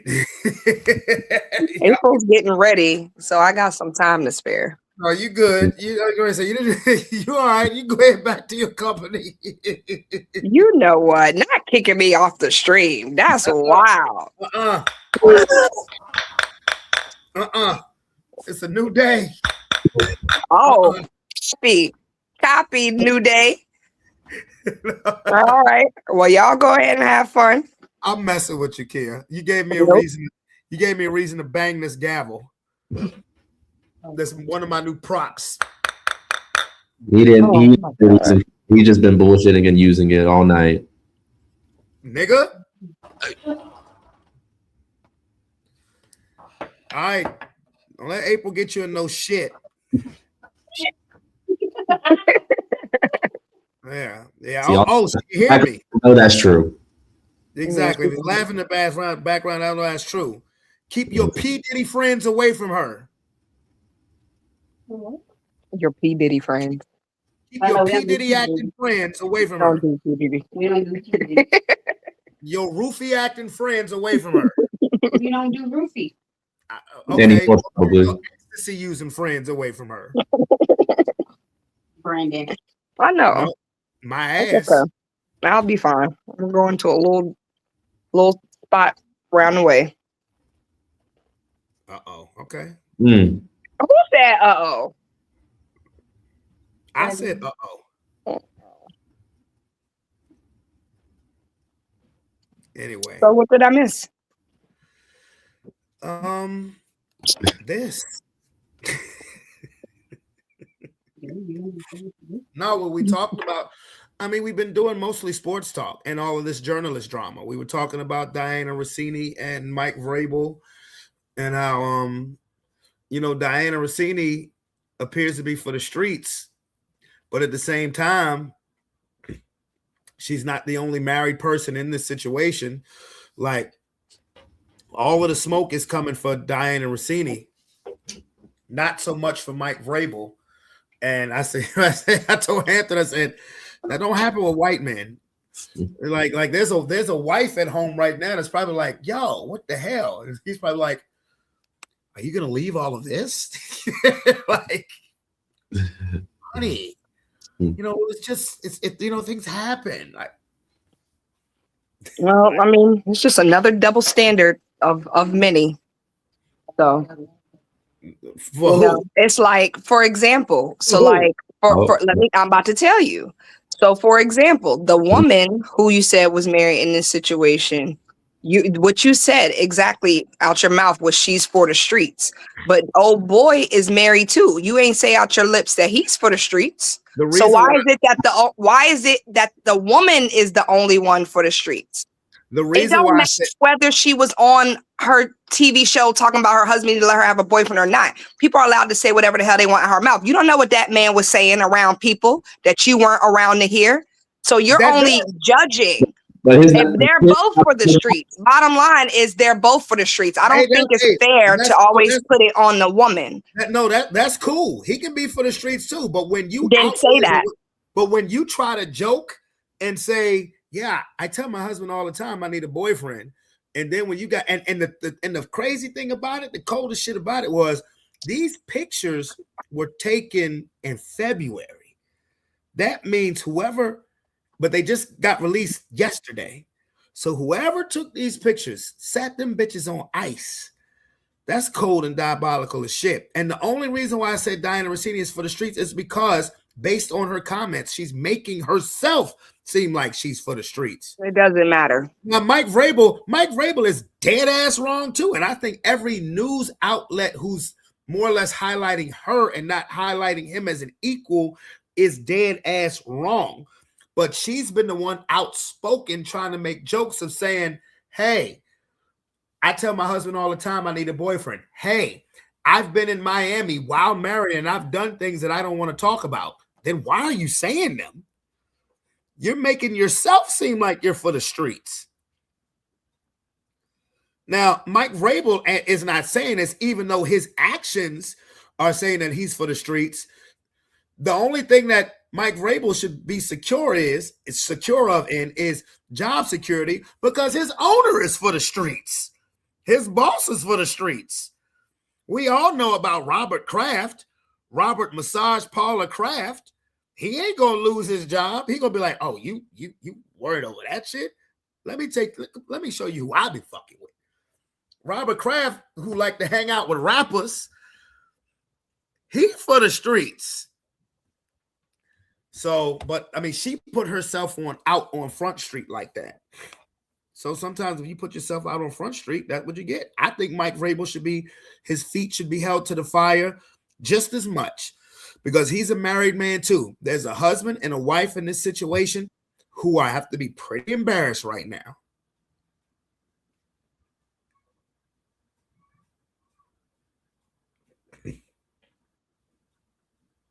Nothing? They're both for the streets.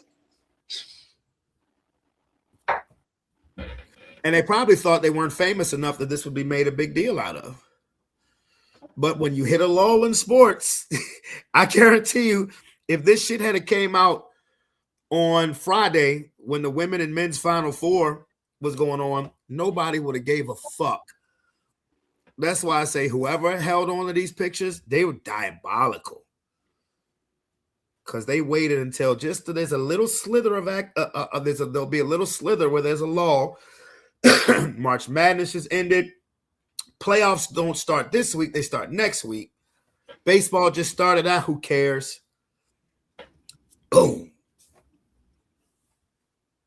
So, and also, we were talking about the journalistic drama between Stephen A. Smith and Matt Barnes, I came in during the video. That's it? Well, that's all we It's only been like an hour, 30 minutes. Yeah, we've only been on for an hour and a half. You know, Fridays. Y'all only talked about two things? No, not true. We talked about the NBA and the NFL. I mean, at this point, the show over. The show it's Friday. The show ain't gonna be over. The show don't be over till like midnight. And I started the show off with showing a classic throwback video that you were in. That's why I told you watch the beginning of the show. Why was I in the video? Jesus. I told you watch the beginning of the show. I assume you didn't. So I was getting dressed. Yeah. We had fun at the beginning of the show. We was cracking the fuck up. What was the video? Remember that song? Cause I'm cheap, bitch. Cause I'm cheap, bitch. Oh my god. Yeah. Great song. Great song. I started off the show giving you shout outs for agreeing to participate in that bitch. I don't think I really had a choice. You always had a choice. And she was pregnant with Roman. That's how far back that video goes. And I gave you compliments. I said, wasn't she the most beautiful pregnant person in the world? See, she'd be coming on here and coming for my neck. What did I say? That came for your neck today. She was like, no, she was like, oh, okay. Y'all go ahead with y'all show. You literally kicked me off the podcast. Did I kick her off the podcast? I just said, you know what? You waiting for April? Yeah, I didn't know you was at April. So I was like, you waiting for April? You know what? You go ahead. You know, it's okay. You go ahead. I wasn't kicking you off, but I mean, you know, you're amongst company. Okay. She's listening to the podcast. Continue. Oh, good. Because I don't hold my tongue. I'm not gonna hold my tongue. Not at all. But yeah, so no, we haven't just talked about two things. No, we've been on, this is like subject number 5. Yeah, something like that. Yeah, because we talked about the video, introduced, say, hey, what's up, cool. Talked about NBA, went into detail about the NBA, NFL, Jalen Hurts. Yeah. And the journalistic drama. So yeah. And I assume you don't have an at this point ready. Is that correct? Or am I incorrect? Well, actually, you can cue up my music. All right, let's do it. Let's get it. Now you into it, Keith, to pull up my music. You into it now. Right, let's get it. But it's literally my music, though. No, it is. She made the beat. She did. I respect it. Yeah, she made the beat. Yeah. Definitely. All right, let's see where we at. Let's see. Here we go. All right, the gavel is waiting. The gavel is waiting. Okay, so I don't know if you guys have heard about these NASA astronauts that, quote unquote, went out further than any man has gone into space, allegedly. Tell me y'all have seen some of these images. Hampton? Yeah. Have you seen some of these images? I have seen them. Yeah. Okay. So tell me why. I was watching Fox News today. Okay. Don't ask me why I was watching Fox News, but I was. And they were, broadcasting live the astronauts' re-entry from space. So it's broadcasting live, and all you see is like a part of the shuttle, and then like the Earth in just black background. So I'm like, okay, this is sweet, it look all right. And then I just keep paying attention to the Earth and realize that it's a still shot. Bro, ain't no clouds moving, like nothing. No, you can't see no waves, bro. I was like, bro, at this point, like, they're gaslighting us. You cannot tell me that this is a live shot of astronauts returning to Earth and there's no movement on the Earth. It didn't even look real. So let me ask you a question. Seeing what you saw, and that's crazy. Does that put in doubt? For years, a lot of people have said that the landing on the moon was a conspiracy. Does that put that in doubt for you? Yeah, for sure. Okay. For sure, because why would they say? So basically, what the astronauts did was they did a loop around the moon, right? And they claim that this is the furthest people have ever been into space. But I don't believe that, because in the Apollo mission with Buzz Aldrin and Neil Armstrong, they had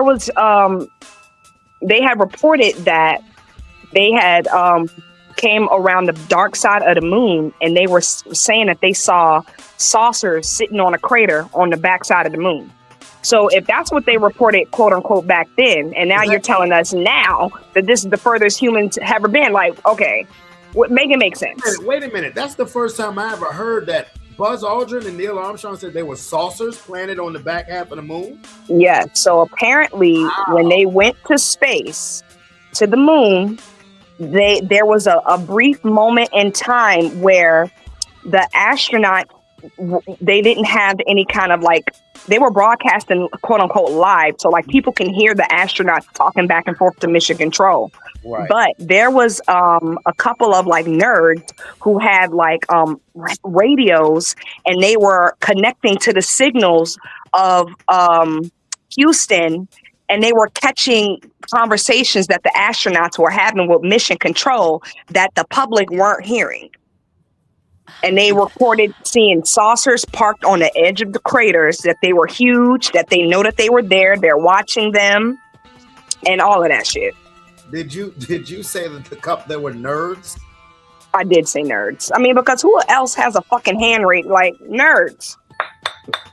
The fuck?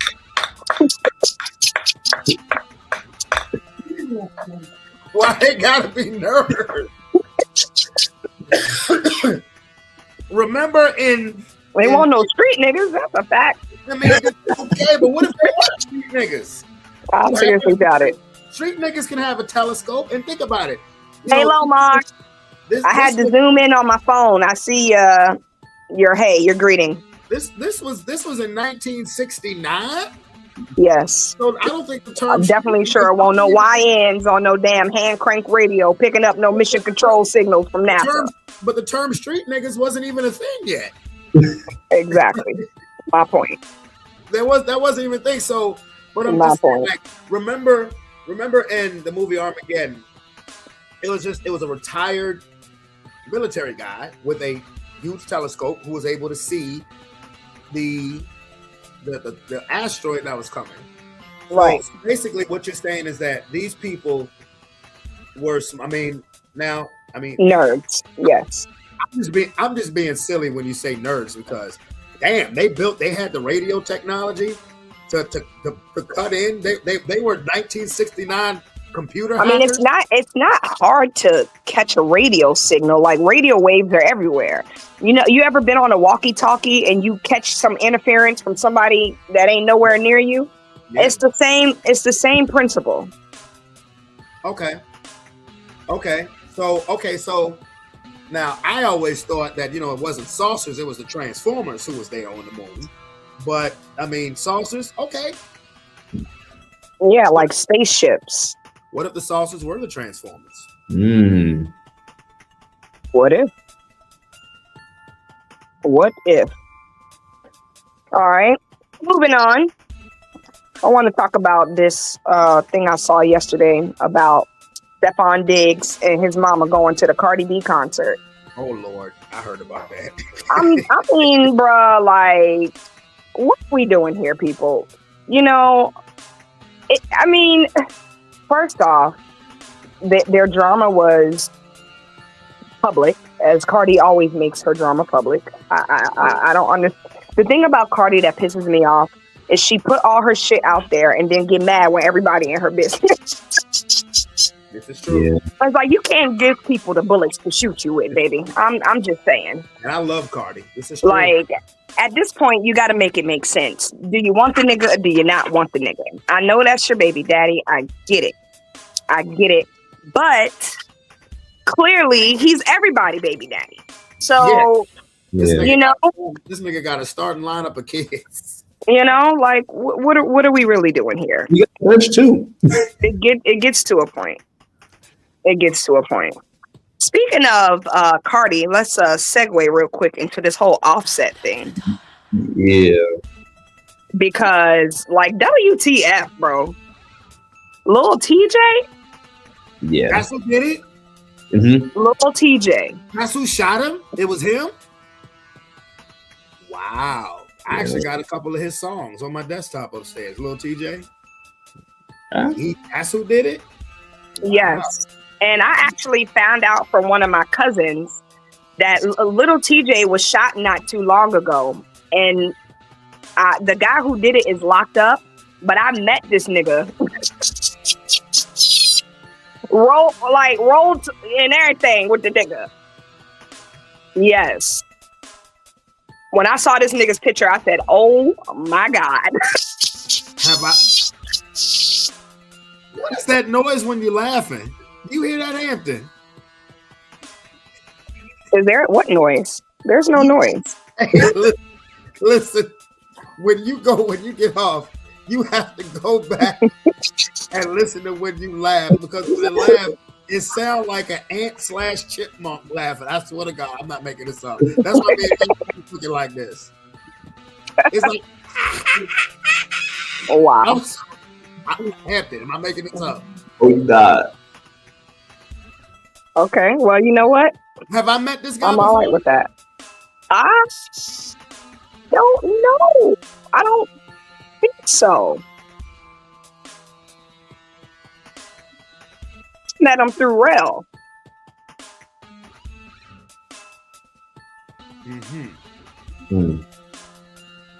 Yeah, that's crazy. Now, I didn't believe it until I went and did the research for myself. And he shot little TJ. Yeah, ain't that shit crazy? What they talk about, 6 degrees of separation. Look how close I was to Offset and Cardi.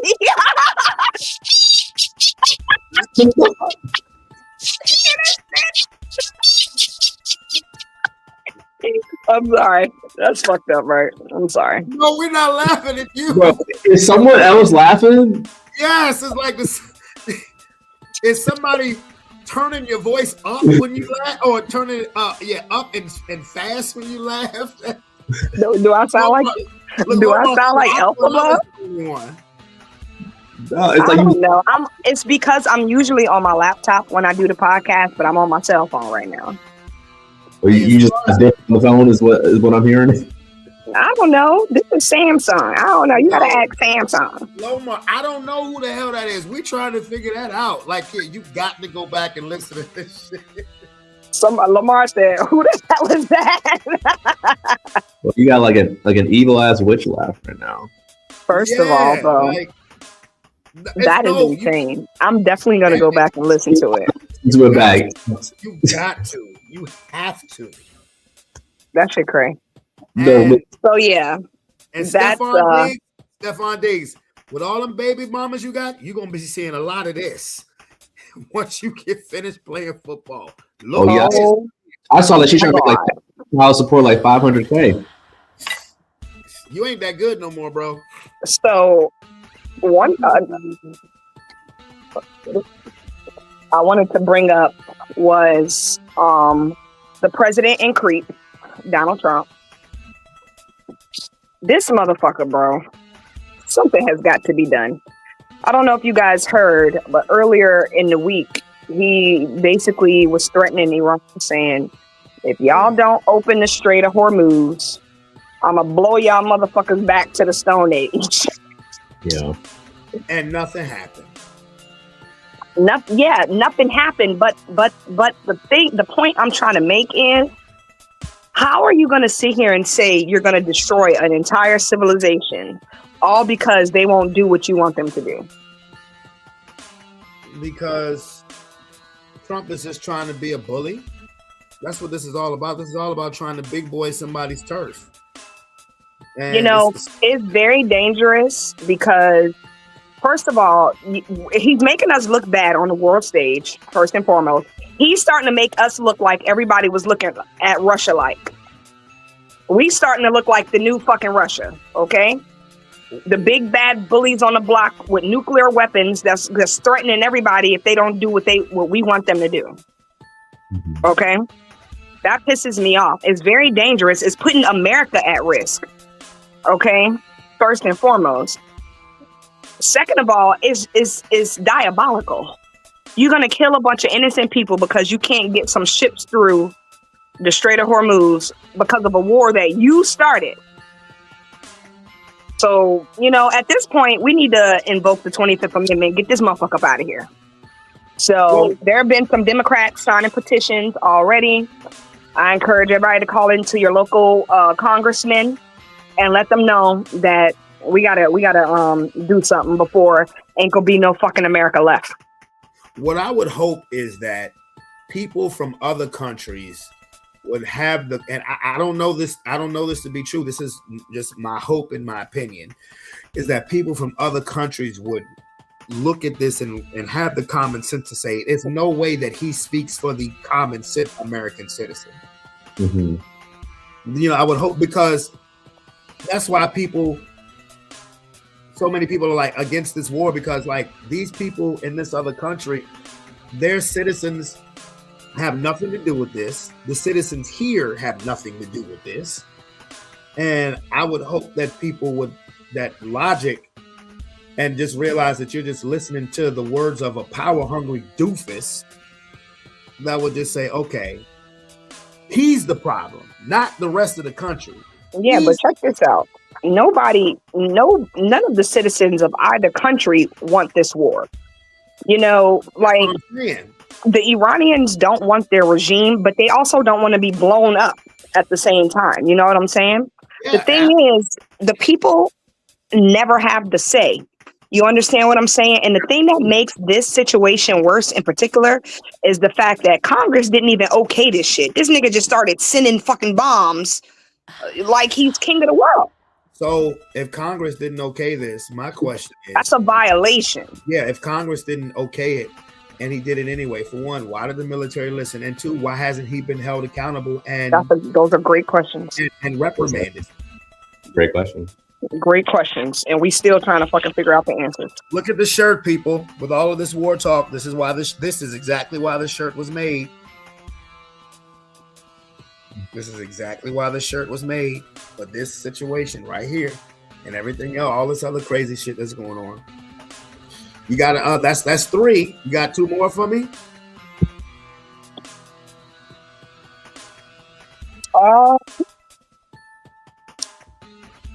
Nope, that's it. All right, no problemo. Mm-hmm. No problemo. That was at this point. Let's wrap it up. That was outstanding regardless. Outstanding. Thank you. Outstanding. Outstanding. All right. All right. So yeah.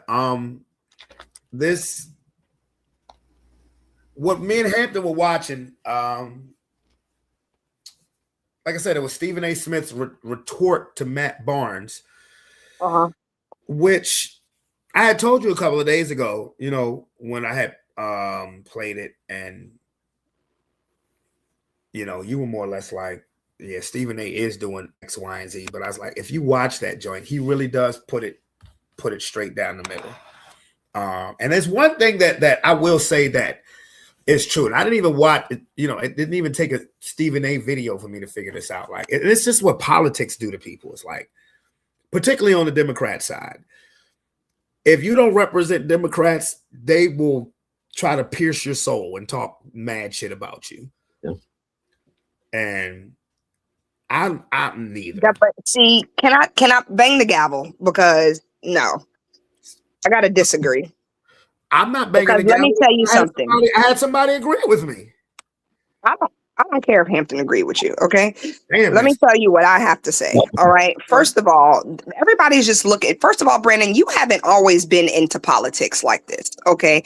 And I will say that about me too. Like, I've always been into politics, but I haven't been this honed in on it ever in my life. And I will say that this is not the way the Democratic Party has always been.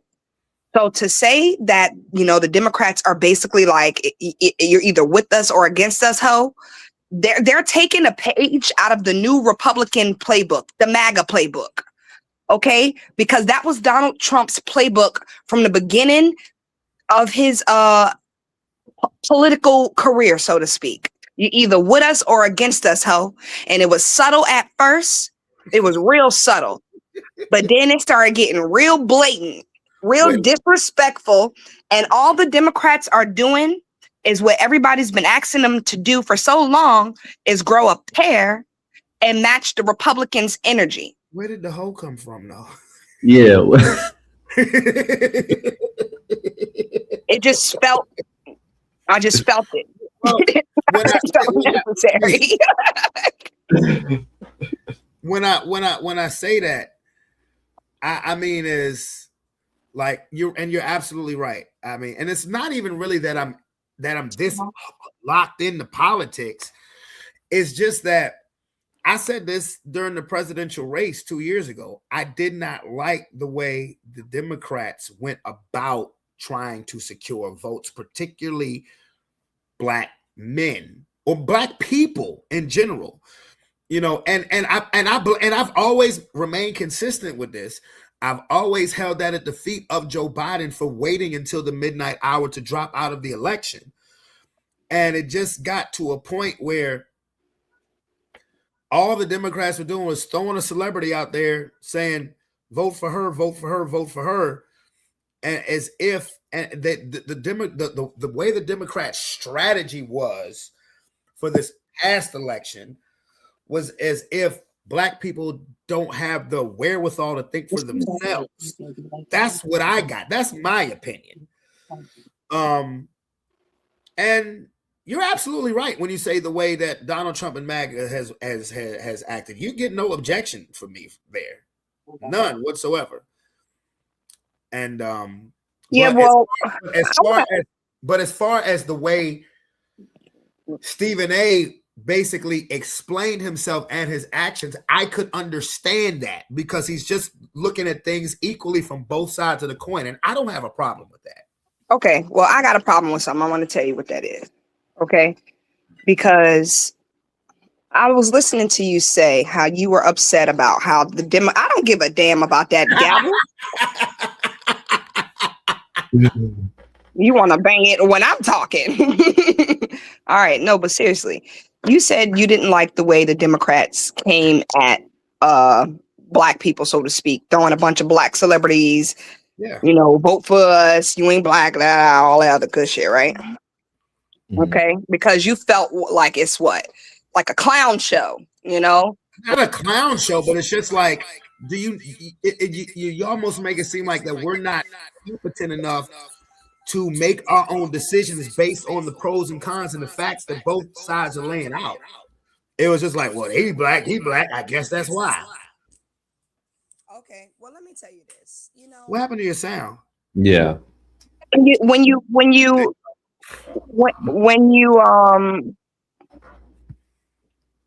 take that stance, you got to make sure that the umbrella is wide enough, okay? Because you, on a daily basis, are a consumer of companies and corporations that don't care about Black people and yet use things to market to us for our money.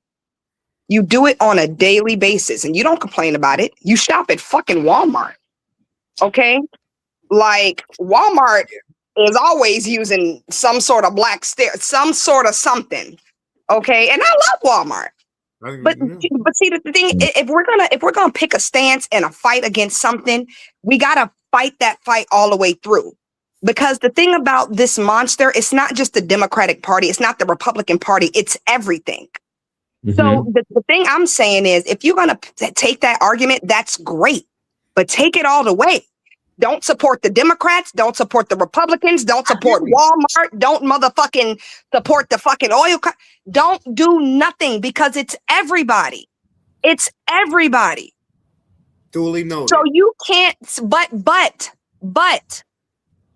I will definitely say, and I saw a post on Facebook that you know really made me think. And somebody said on Facebook, they were like, you know, people said if I voted for Kamala, we would be in a war. We would do this. We would do that. The economy would tank. We would blah, blah, blah. It would be pure chaos. And that person said, you know what? They were absolutely right because I voted for Kamala and look what happened. That's a good one. That's a good one.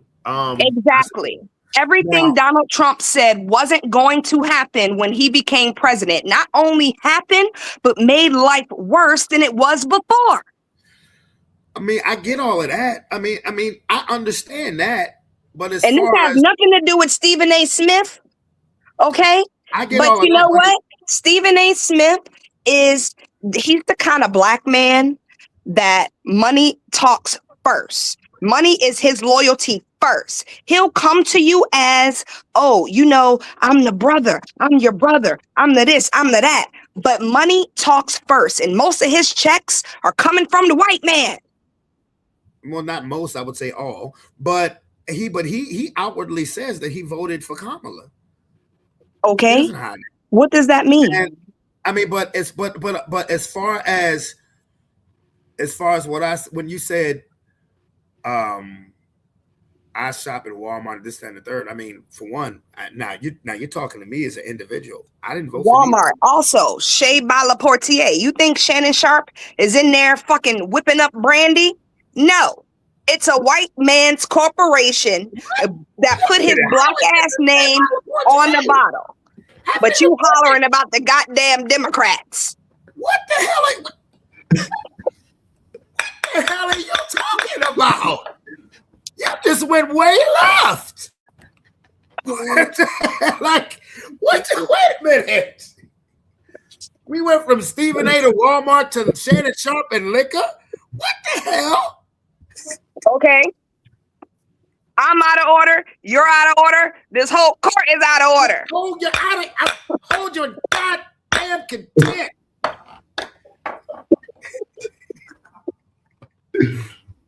I just got so lost.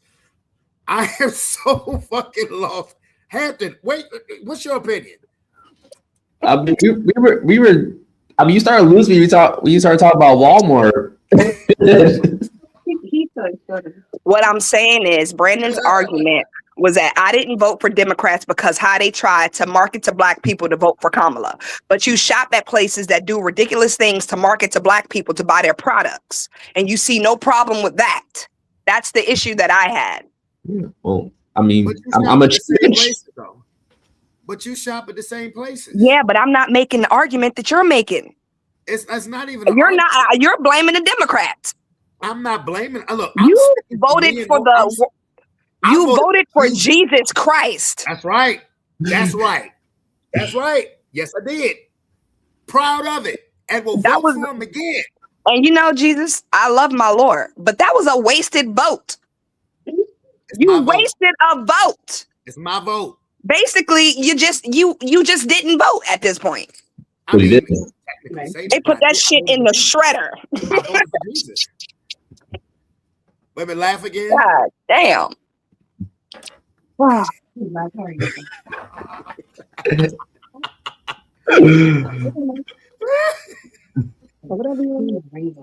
Let me go back to this video, and we can pick it up from there. Bro, is homegirl still getting ready? Like, that's it. No, we about to go. I didn't say LeBron James was awful. I didn't say that he was terrible. I didn't say anything. I'm just saying, yo, because of who you are, might want to be careful. And it warranted that. That's what it warranted. Do y'all understand how this is throwing me off? All the smoke had me on their podcast years ago just to give me my flowers for who I am and what I've represented. I ain't changed. This nigga. When I was in contract talks and my money was thrown all over the place and people were speculating about what bag was coming down the pike for me. Wasn't it Matt Barnes that said this? Stephen A. Smith is one of the biggest personalities, and we're hearing talks that he possibly could get a $100 million contract as a media member. There's still friendly competition on the side of the game as well, because as the money gets bigger for the game, that means the money is going to get bigger for the media. Wasn't it Matt Barnes that said that?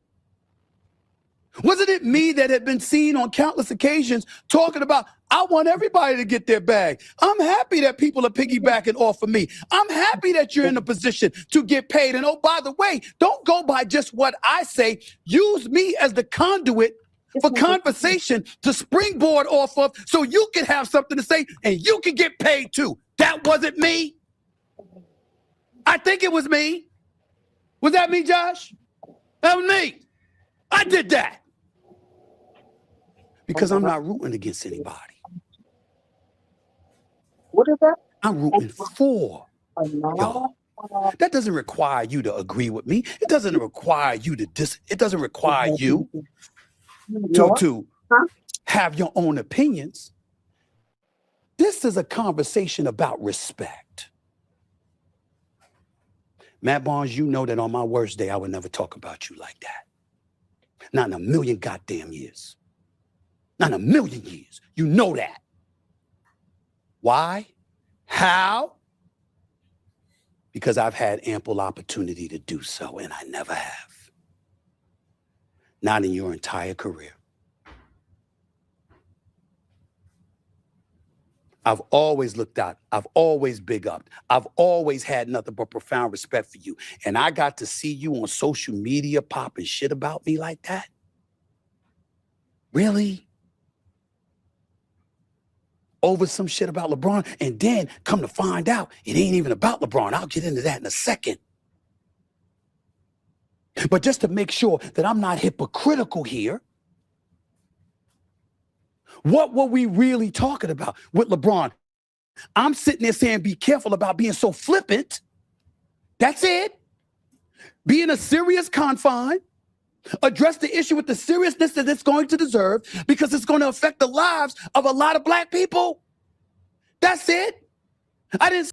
So basically, to catch up on what they're talking about with LeBron James, is he was on a golf court course with a bunch of white men, and he was talking down about the city of Memphis, because there's serious talks about Memphis moving to Nashville, them taking the team out of Memphis, and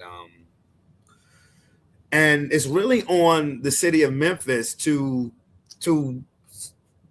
provide the correct facilities for these NBA players. See, when you're a city and you get an NBA team, you sign a contract with the NBA. In that contract says you must have certain things available to these players when they come into your town, that they shouldn't have to look for X, Y, and Z. And apparently what's been happening is that Memphis has been grossly neglecting their contract.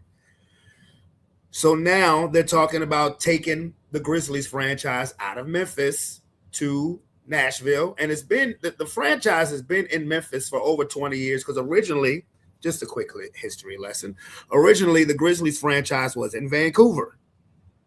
There were supposed to be two Canadian teams that came out in 1996, the Toronto Raptors and the Vancouver Grizzlies. Vancouver wasn't up to the task. After a few years, they moved it to Memphis. Now, the same thing may be happening with Memphis. And LeBron James is not the only player who complained about this. That's correct.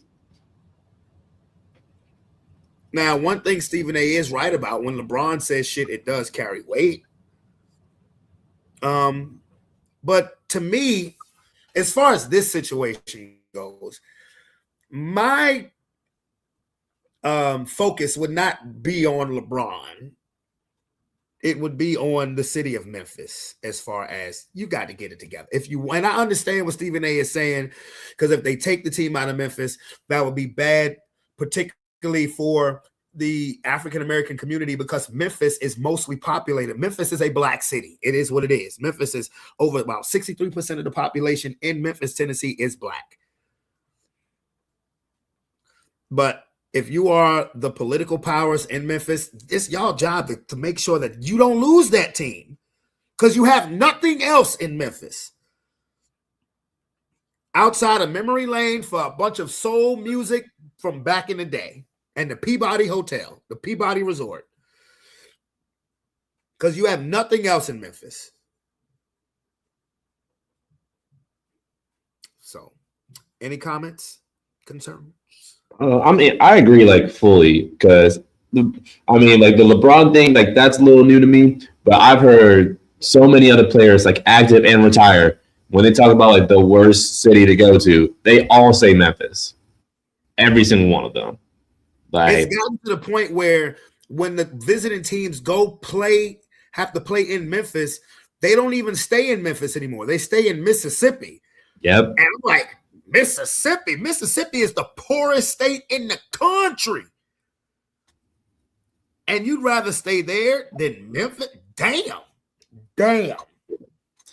Because like it goes from like they were saying like airports probably the worst. Where they sleep, hotels is the worst. Having to deal with any sort of traffic getting to the airport to their hotel. The only combination stages. A couple players have gotten robbed. Yeah. And they're like, all the accommodations is just like not worth it. Like they really hate going in and out of Memphis or just being in Memphis in general. So I'm like, LeBron, yes, is going to get like more of, I guess, like the traction, but it's like he's not the only player speaking up about it. So yeah, I mean, because I don't blame LeBron James for that because, I mean. Who gives a fuck if okay, LeBron James is stupid rich. Look, when he comes to play the Memphis Grizzlies, that's a business trip. Mm-hmm. And if your accommodations are not correct, I don't give a fuck who you are. I mean, think about it. Hampton Kia, if you went to a hotel and you didn't like the service and they asked you to give a review, are you going to be thinking about what it could do to the economy if you give a bad review? No. If you went to your hotel room and there was a bunch of shit on the bed and your room was sloppy and, you know, bugs and shit, no, you're going to give a bad review. Who gives a fuck about what it does to the economy? First of all, you already know how I do. You already know how I give it up. Exactly. So, I mean, to me, that's null and void. Do better. It's really that simple. Do better. I still sound like a witch? You got to laugh. You got to laugh. You know what, bro? No, I did just laugh. Y'all didn't hear it. I laughed. I giggled. It was a giggle. No, you gotta laugh. Like that's when we hear it is when you laugh. But what? Just describe it to me. I described it perfectly, Brent. It sounds like all of a sudden your voice sounds really high pitched, like a evil chipmunk. Yeah. Damn, why I gotta be evil though? I'm being so serious. Wait, evil? That's the sound though. I'm being so serious. and even the chat has said, you saw the comments on the chat was like, who the fuck is that? Like, oh my God, bro. You got to go back and listen to it for yourself. It's the phone. That's all it is. You got auto tune on your phone or something? Oh my God. God. That sounded normal. That was normal. Okay. I don't know. See, look at the comment. No lies, Kia. I'm sorry. Oh my God. All right. Because the whole time you talking, you start laughing. Me and Hampton are looking at each other like, what the fuck? Like, just look at our face when you start laughing. When you hear how you laugh and look at our face, you're like, what? Thanks, chat. I appreciate y'all. That's what's up. Let me go back to the video. Say that the brother don't have his I Promise program. I didn't say that he hasn't done things for the community. I didn't say that he wasn't one of the best people in the world, one of the greatest ambassadors in sports we've ever seen, who's a relatively good dude, regardless of my differences with him. It don't mean I don't hate him. I'm over all of that. I want him to do well. I want us to celebrate him. But when he does something that makes news, if it's for the wrong reasons, I got to call it like I see it, because that's my job. That's true. Just like when he's busting everybody's butt and looking like he's 10 years younger and doing all the things that he's doing to uplift himself and the Lakers. I talk about him positively, like I did the week before, and the week before that, and the month before that. But you forgot about that, didn't you, Matt Bond? Didn't you? And why did you forget about that? Because I actually pointed out LeBron on a golf course doing this. So does the travel get worse for you, or Fuck yeah. Yeah, it just wears on you more? Yeah, random fucking Tuesday in Milwaukee, staying at the fucking Hyatt at 41 years old. You think I want to do that shit? Being in Memphis on a fucking random ass Thursday. I'm not like the first guy to even talk about it in the NBA. Like we all like, you guys have to move. Just go over to Nashville. You got Vanderbilt over there. You got the fucking NASCAR. You got a stadium. Don't they got a hockey team too? Yeah, Predators. Yeah. Like they got everything. Doesn't look like. Okay. Now listen to it again. All right. LeBron did sound very Caucasian at that point. He said, just move to Nashville. You got NASCAR, you got Vanderbilt, you got hockey. You just code switching. That's it. Huh? You just code switching. That's it. Clearly. Because he didn't say shit black. What he just said. Clearly. You're just trying to blend in. One's going to be on the Grizzlies anytime soon, so Grizzly fans out there. Yeah, they know. Their only chance was in 2003 if they'd have won the lottery to get me there. And I might have pulled a Eli Manning and not showed up. Saying all of that, staring into the camera with a big ass smile on his face. That's what I disagreed with. How do you know that I'm telling the truth? Because LeBron James wasn't the only one that said something about Memphis before. Kevin Durant said something about Memphis. Anthony Edwards said something about Memphis. Draymond Green said this about Memphis. Memphis, which should probably be in Nashville, should be an Eastern Conference team. Definitely should be in Nashville. It should be an Eastern Conference team. I think, I've played in actually several playoff series against Memphis. Flying to Texas is bad enough. Flying all the way to Memphis for a playoff series. So, Adam, let's not charge them a relocation fee, please. Let them just do us all a favor and take the team to Nashville. It's a swap. You leave that arena, you ain't got to pay the relocation fee. Go to Nashville. See? Draymond said relatively the same thing. But he was in front of a microphone. Okay, see, the difference is that Draymond wasn't necessarily talking about the accommodations. Draymond was talking about the location, which I actually agree with 1,000%. Memphis, right? The state of Tennessee is right next to Virginia. Why the fuck is the Memphis Grizzlies a Western Conference team? That geologically doesn't make any sense. So I understand his gripe. Now, I've never flown from California to Memphis ever, but I can imagine you get jet lag when you have a playoff series and you're playing every other game. So when Draymond talks about the location, he's 1,000% correct. Memphis should be an Eastern Conference team. They will be an Eastern Conference team once they get the new team in Seattle and the new team in Vegas in there. You know that. Mm-hmm. The Minnesota Timberwolves may be too. And that geologically, like I've said for years in regards to the NFL, why the hell are the Dallas Cowboys in the NFC East? There is nothing east about Dallas, Texas. Yeah. You have Washington, New York, and Philadelphia east. Then you have Dallas. The fuck? Like, that makes no sense. Mm-hmm. Now, they've geologically corrected a lot of things in the NFL because back before the Houston Texans came, Hampton history lesson for you. Before the Houston Texans joined the NFL, there was 3 divisions in each conference, not 4 like it is today. Mm-hmm. It was the East, the West, and the Central, both conferences. And back up to 2002, you know what teams were in the NFC West? The Atlanta Falcons were in the NFC West.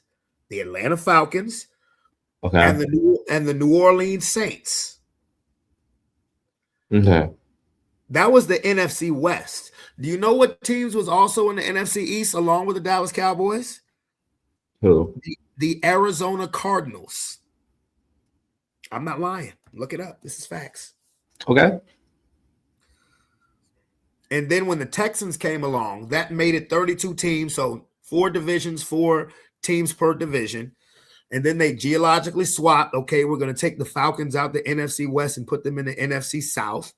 We're going to take the New Orleans Saints out the NFC West. We're going to put them in the NFC South. We'll take the Cardinals out the NFC East and put them in the NFC West. But they never moved the Cowboys. Why did they never move the Cowboys? Because, we don't want to ruin that rivalry between the Cowboys and Redskins and Eagles and Giants and blah. The Cowboys should be in the NFC South at most, at best. And they should move the goddamn Atlanta Falcons to the NFC East. That would make more sense. That makes more sense. Mhm. But anyway, so just the Memphis will be in the NFC. I mean, we'll be in the Eastern Conference. On his show, addressing the seriousness of the situation, and he just had his opinion. As opposed to being on a golf course, surrounded with a bunch of cats, and I don't know their history, I don't know who they are, I don't know their background, I don't know anything. I just know they don't represent the 63.5% of Memphis, folks from Memphis who happen to be black. So I was talking about LeBron needing to handle it with an elevated level of sensitivity, because what's going to happen to Memphis if that team departs? Remember, ladies and gentlemen, Matt Barnes, you don't get paid as a league. You got the relocation fee that Draymond was asking them to waive, but the real money comes from expansion, not relocation. So it's really not about how much it's going to help people. It's about how much it's going to hurt Memphis. They ain't got no baseball team. They got no football team. They lose the NBA team. In that city, what do they have? What do they have? So whether you agree or disagree, I'm just saying, it has to be treated with a level of seriousness. Let's not be hypocritical. You know who else talked about Memphis? Long before LeBron James ever publicly opened his mouth. Long before Draymond Green opened his mouth. Do you know who it was? That would be me. While the Morris twins, who, by the way, I missed on First Take and would love to have back on First Take, the Morris twins were on the show with me when I did it, and they agreed with me. But in case you think I'm just pointing a finger at LeBron, which I wasn't, take a look. The people in Memphis is a great sports town, great fans, great people. Yeah. But there's an element there where cats like Jimmy Butler and others don't feel it's the safest environment. I'm talking to the local authorities in Memphis. You got to clean some of that stuff up because it's dissuasive to NBA players. They have talked about it. I know they've told me. Yes, they did. And I called out the elected officials, law enforcement, and everybody else in the city of Memphis. How do we know I did it? Because the mayor himself, Paul Young, responded. Look, quote, Stephen called us a great sports town. Facts. Best fans in the game. True. People of Memphis, unmatched. But what he is missing is that crime is down significantly in 2024 and 2025. We're not just talking change, we're delivering it. Memphis is rising, and we've got the numbers and the heart to prove it. Hampton. Uh-huh. I forgot a team that was in the NFC West that geologically made no sense. The Carolina Panthers were in the NFC West too. Carolina. Yeah. I'm not making this up. Okay. Mind you, Carolina came in the NFL in 1995. And for whatever reason, they put him in the NFC West. Mm-hmm. Right. Kia. Yeah. She got her phone. She had her phone on mute.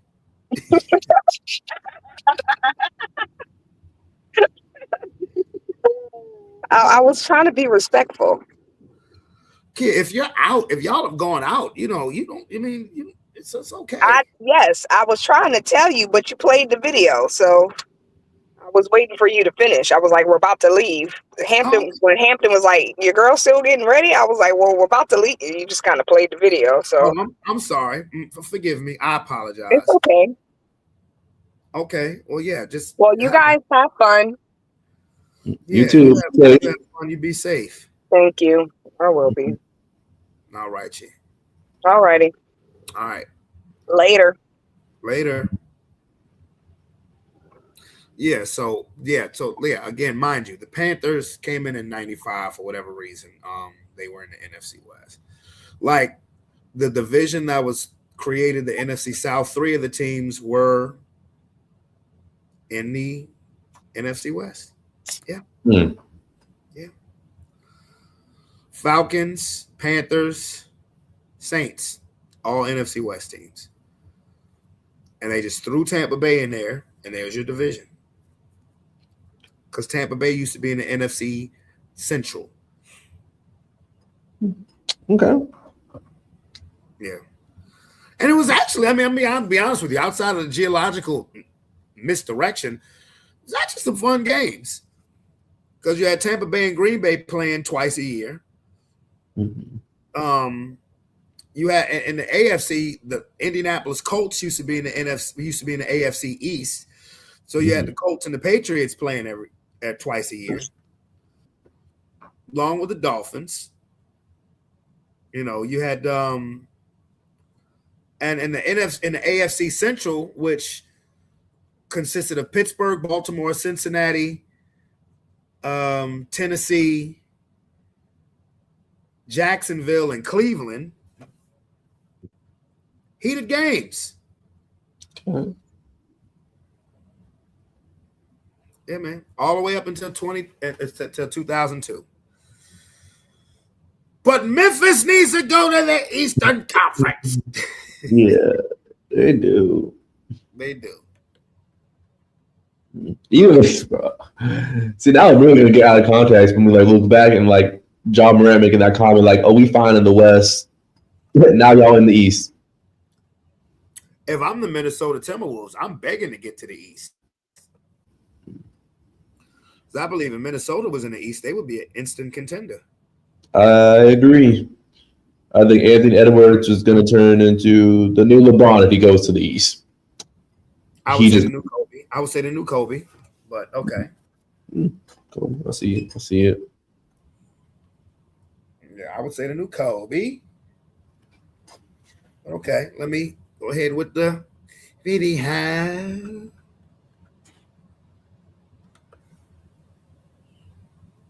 That was the mayor responding to me.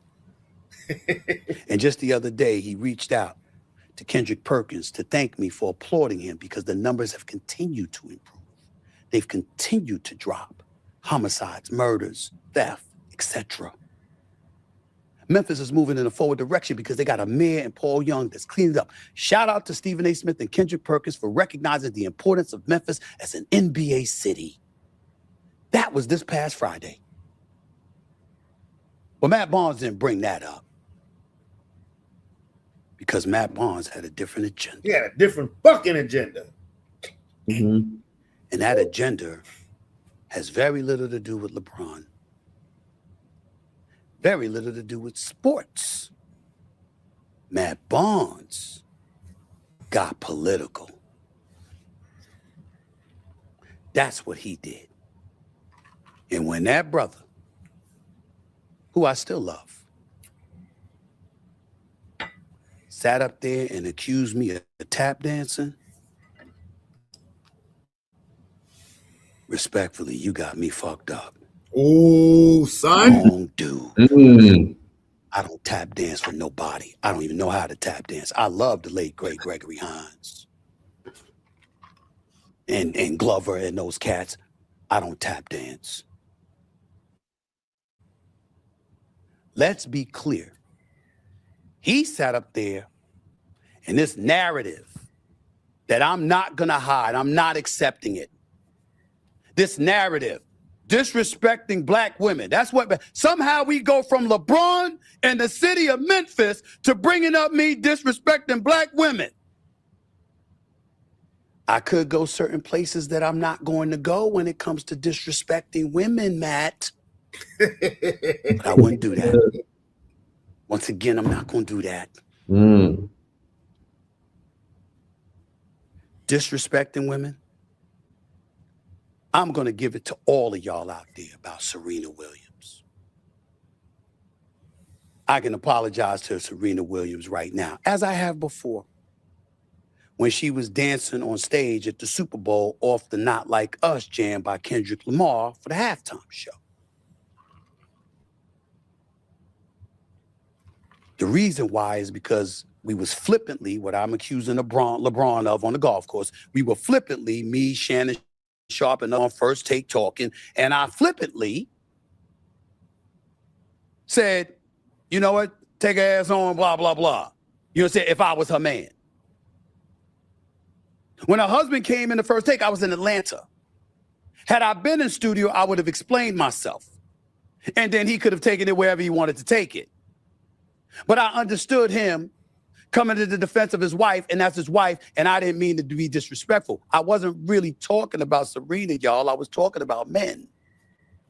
All I was trying to say at the time was going on the stage during Super Bowl off of a diss track about your ex is showing the ex energy. And any man that I know of, that I've always known, would have a problem with that. Now, her husband is a grown man, and he probably... What do you think of that, bro?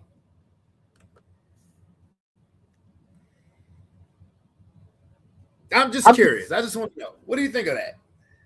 I'm honestly trying to think like, would I ever have a problem with it? And I'm like, I just feel like it's just entertainment. Like, I don't think I would really be too pressed on it, especially like, I mean, I'm comfortable and I'm confident in myself. Like, it's a Super Bowl halftime show. Like, and I'm probably gonna be there too. Like, I understand both sides. Yeah. mm-hmm. I understand both sides. Every situation is different because, I mean, if Serena and Kendrick is cool, they both from Compton, then I'm, you know, I'm gonna show up and dance for the homie song. Mm-hmm. You know, but I can see how. Well, this is a diss song about Drake. Then you used to mess with Drake. Why? What the fuck does it matter to you? So, I mean, if I was Stephen A, I would have just left that shit alone. You know, I hear it. I would have just left it alone because it's a double-edged sword. You know, they're both from Compton. He does say her name in the song. You know, so. But Serena looked good up there dancing. I tell you that. That goddess that she is. Yes, she is. Lord have mercy. Give me strength if I ever. What? Let me shut the fuck up. Probably feels differently, and he has every right to. I mean, no disrespect. I should not have done it. Fair. I apologize for that. But I was talking about the fellas.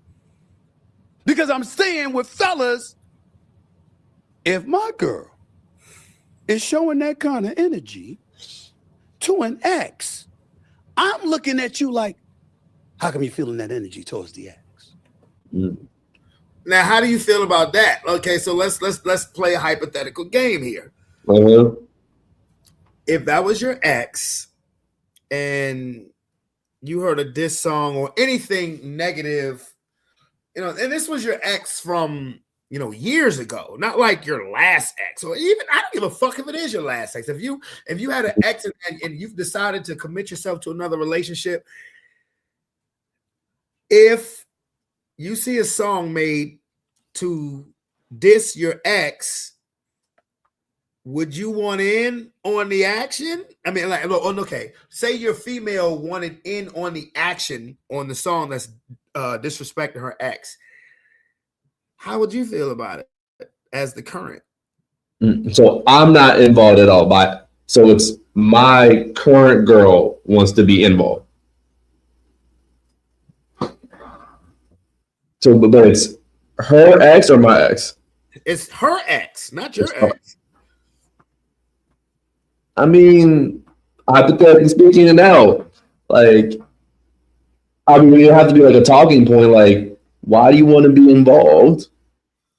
And then it's just like, as long as it's like upfront and honest about it, like, if it's like just strictly like entertainment, like, I don't know if it's like about like you want to be petty or not, but like, if you're just doing it because someone asked you to be involved, and like, okay, you want to do that person a favor, I can hear that, and I can get it, but like, it can't really be on a mindset of like,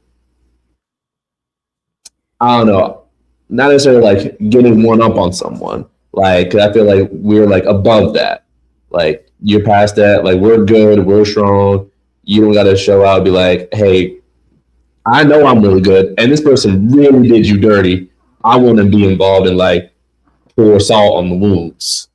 I'm like, let's just like keep it like on a different sort of level. But like I'll respect like any decision you make.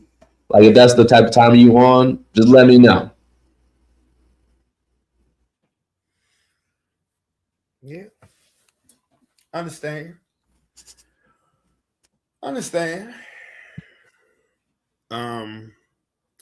To me, it would more or less be of how much is this person brought in the general conversation? Because have you ever like went out with a female or talked to a female and all they talk about is their ex? Or not all they talk about, but it's a nice chunk of the conversation. Have you encountered that? Yeah, I have. What do you think about I'm like, I mean, it's cool for the night. Just don't expect me to keep talking to you. Because like, what are we doing? Like unless it's like a verbatim, like, oh, we just need to get like this off our chest. Like we're talking about our past. Okay, I get it. But then like keep talking about it. Like keep talking about it. Like you can remove the X and just talk about like your own past and your own growth versus like, oh, this is what I had to go through and like list this and this and this and this and that. Like that's the most unattractive shit ever, bro. It is.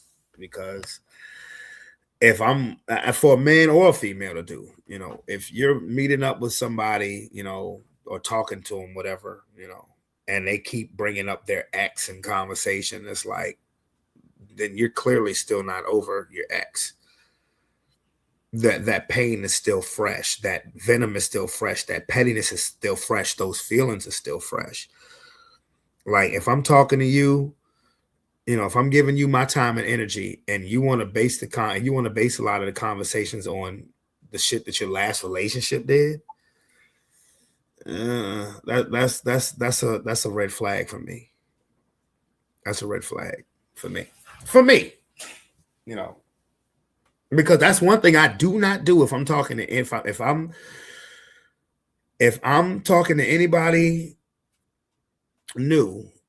I'm not going to tell them I'm not going to go in, tell them in an extensive level of my relationship with my ex. I may tell them that, hey, my kids love their mom very much, but it ain't going to go with, oh yeah, she used to do this, or she used to do that, or or when it was, she used to make me so mad. That is rude as fuck. I'm not doing all that. Like one thing like I might do is like if someone does something for me and like so like my ex never did anything like that, I might say, oh, this is nice. I never had anything like this before. But that's it. Like I'm not gonna go into like, but this is stuff that she did do. Like, right. I'm gonna give you the compliment like, hey, this is something really nice, and I appreciate that you did that. Yeah, because if I'm trying to turn the chapter in my life and giving somebody else my energy, I'm not going to keep turning the page backwards. Right. I'm not going to do that.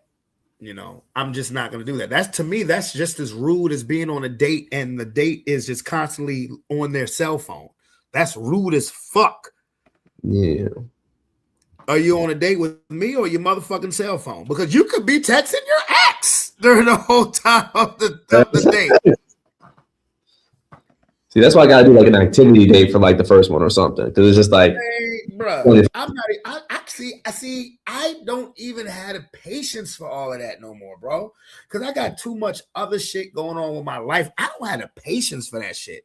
And for one, I'm not trying to set an unrealistic expectation. Like, if I'm meeting somebody new, let me go off. If I'm meeting somebody new, I want you to know me off bat. I want you to know me. I'm not leading with money. I'm not leading with all of the fancy shit that a lot of people who start going on dates with a new person does, because in the end, you're just meeting their representative. And in the end, if it's some stuff that you're uncomfortable with and you don't like, what did all that date and money and glitz and glam, what did all that fucking shit mean? It means it kept your attention. Mm-hmm. I want you to meet me. That's why I tell a chick, come on over. Or I can come to your house. Either way, let me cook for you. Because that would be more the norm. That's more the norm of me. I'm not going to sit here and say, yeah, let's go out to this 5-star restaurant. Nigga, please. No. Fuck no. Not doing that. I'm a cheap bitch. No. Not doing that. What'd you say? I said I'm a cheap bitch. We're not doing that. You saw the video? I barely spend money on myself. What I look like spending money on you? For real, for me, it's not even about being cheap, even though that was right. You nailed that one. You nailed that one, bro. It's not even about me being cheap. It's about me setting an expectation, and I want to know you. I want.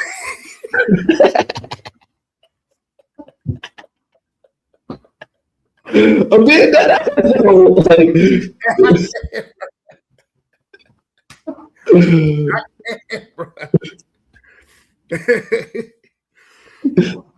But I'm being so fucking serious. Please don't make me laugh.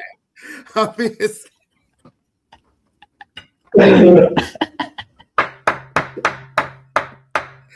Stop! Oh.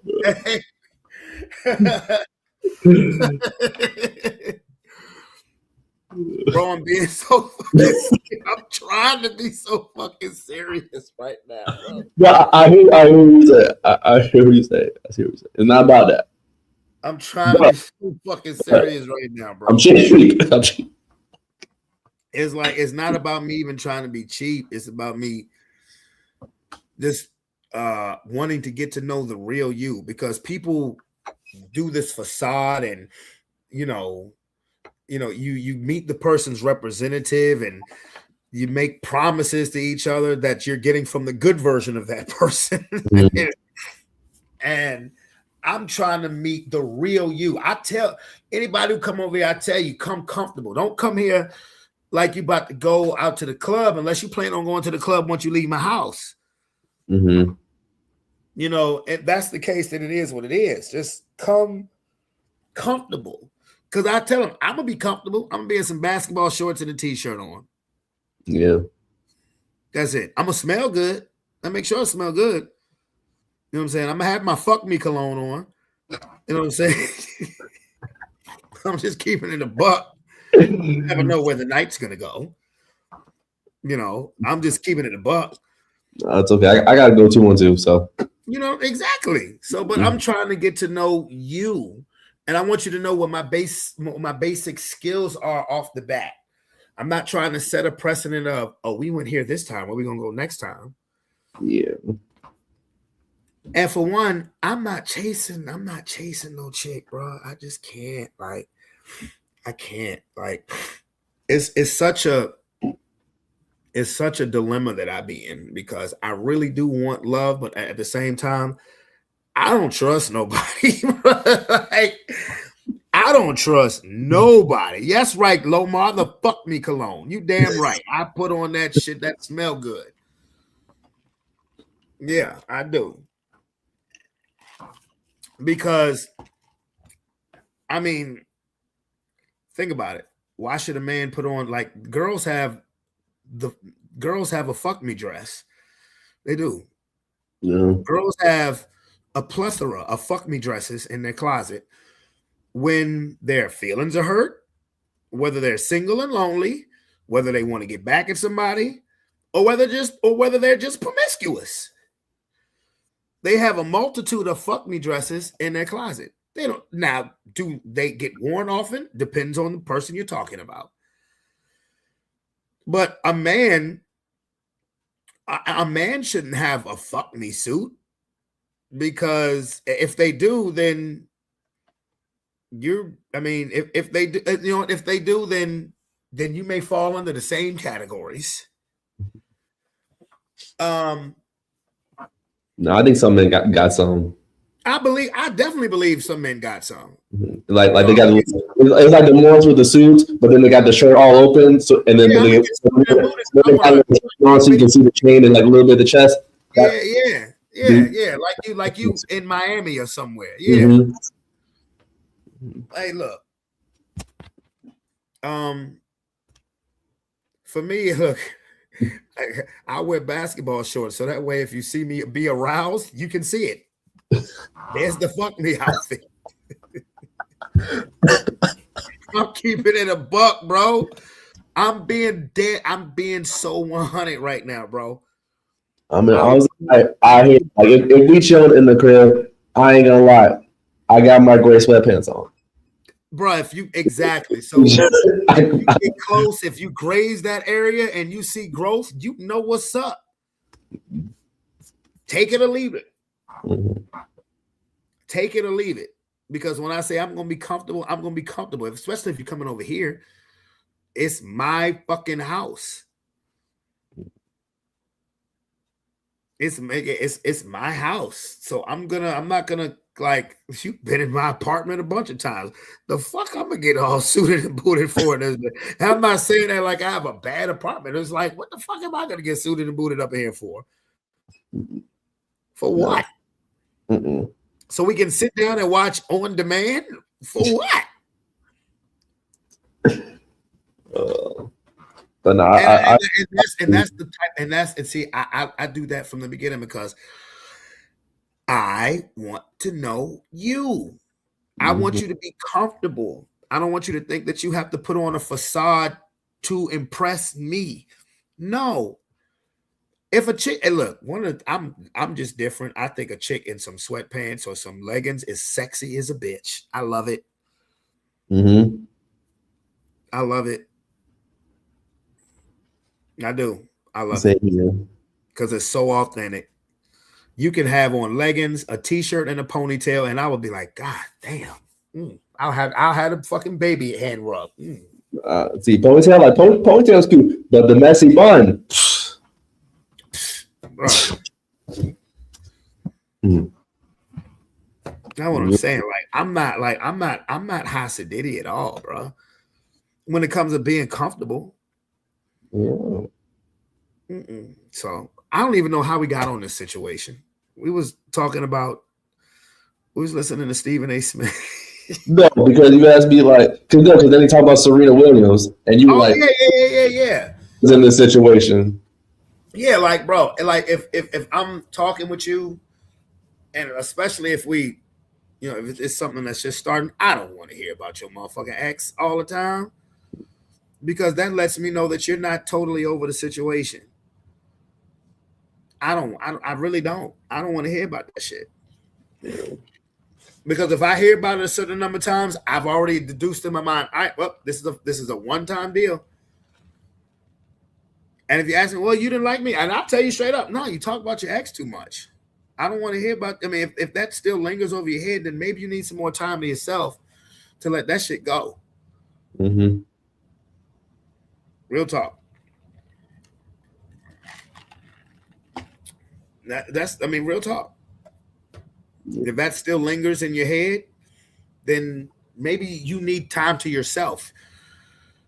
You don't need to commit yourself just because you want to feel something, or because you just want, just because you get lonely real quick. You know, that's no good, because you're setting yourself up and somebody else for failure. And especially if you drag it on for a long time, you really fucked up. Yeah. You really fucked up. That's why I have not had another relationship since my last relationship ended in early 2023. I've been over 3 years without a relationship. I've been told you several times, PTSD like a motherfucker, boy. Yeah. I just play a good poker face. I play a good. You want to know about my feelings on relationships? Tune in to Sports Plus Life Talking Ish. You will get your info. I'm being dead ass serious, because other than that, because I don't want to talk about it. To be honest with you, I done had me some 80 proof. And I'm an open book. I'm an open fucking book, bro. Other than that, I don't want to talk about it. Especially if it didn't work out. Why do I want to relive bad shit? Yeah. Why do I want to do that? But yeah, I haven't had a relationship in over 3 years. PTSD like a motherfucker, bro. PTSD like a motherfucker. Nah.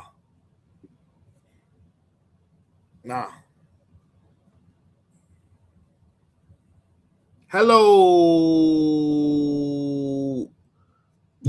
I'm a little drunk. I can't pronounce your name.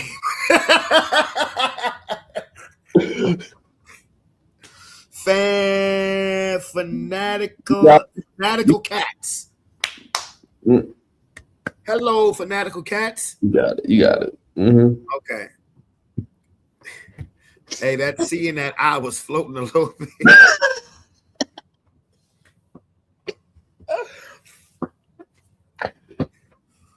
Wait. Oh yeah, I do. You have been on here quite a few times. See that. I gotta bang the gavel on my motherfucking self. That's the photo proof. I'm sorry, Brandon. I'm out of content. I'm out of pocket. You probably fuck it up every single time the name comes up too. Huh? You probably fuck it up every time the name comes up too. No, I don't. Look. I got Bacardi Black tonight. I got something different. I got that sitting right next to Bacardi Superior.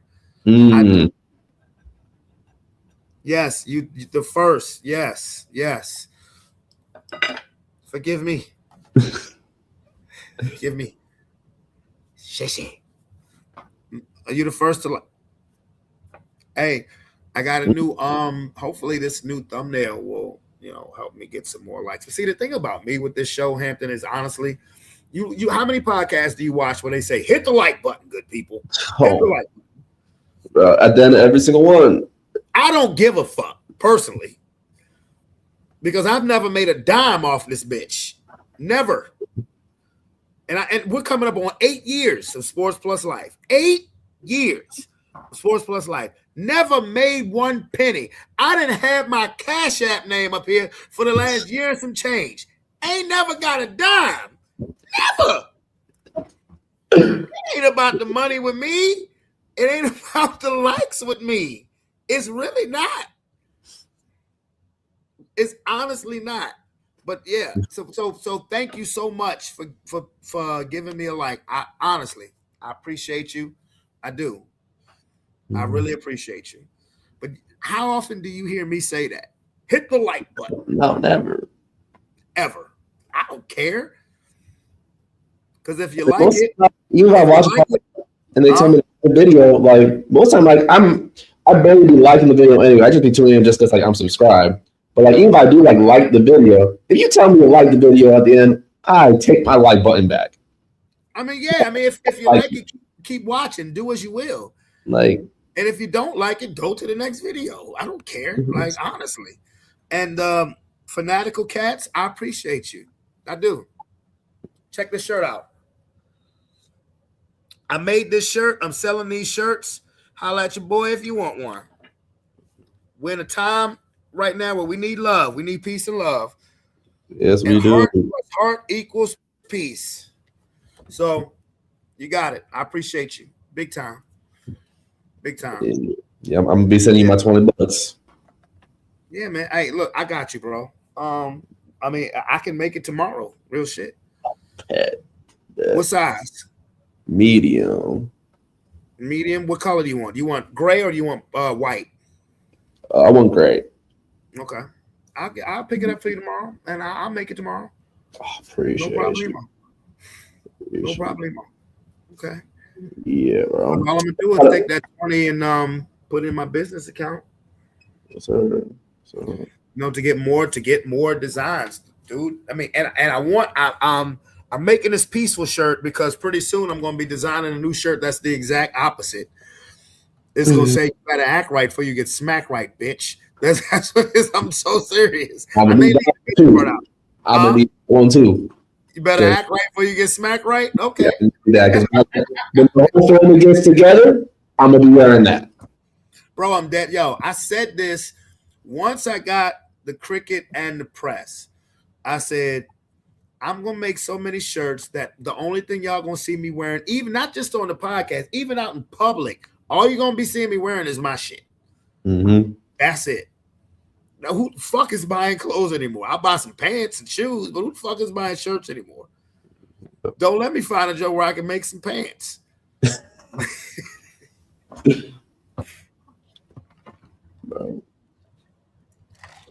But let's get back to Stephen A. We have gotten so off the topic. Ain't no way. Oh, it's always a way, fanatical cats.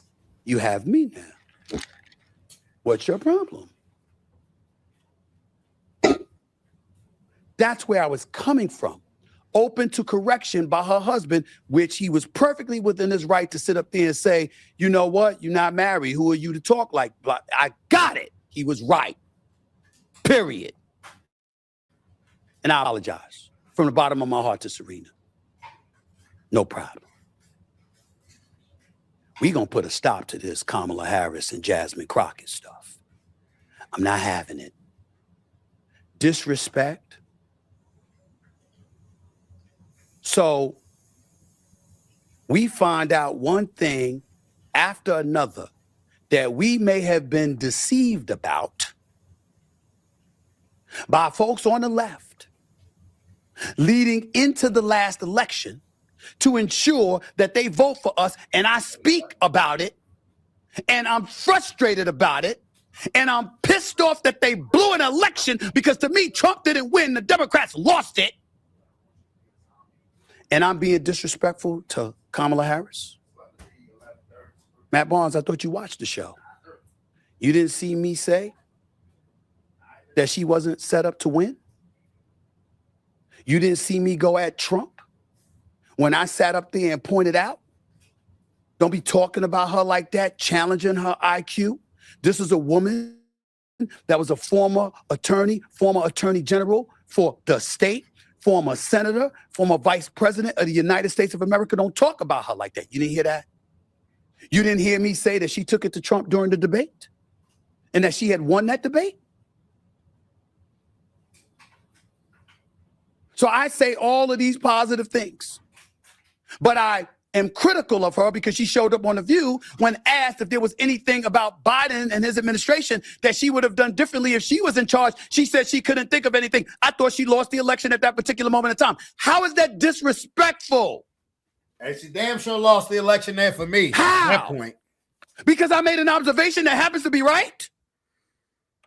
I ain't gonna front, bro. When I heard that shit, that did it for me. Mm-hmm. Because pretty much all of the vote getting promises, they may have done some little things behind the scene that they said they was going to do in the 2020 election, but all of the vote getting promises that they said, they did none of it. None of it.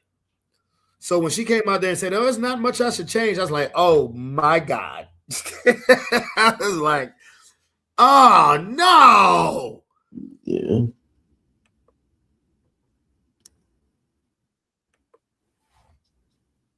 I didn't disrespect her. I didn't denigrate her. And when I got ticked off because I felt lied to, and I said, and I hinted at feeling regretful that I voted for, it didn't mean I'd vote for him. Because that wouldn't happen.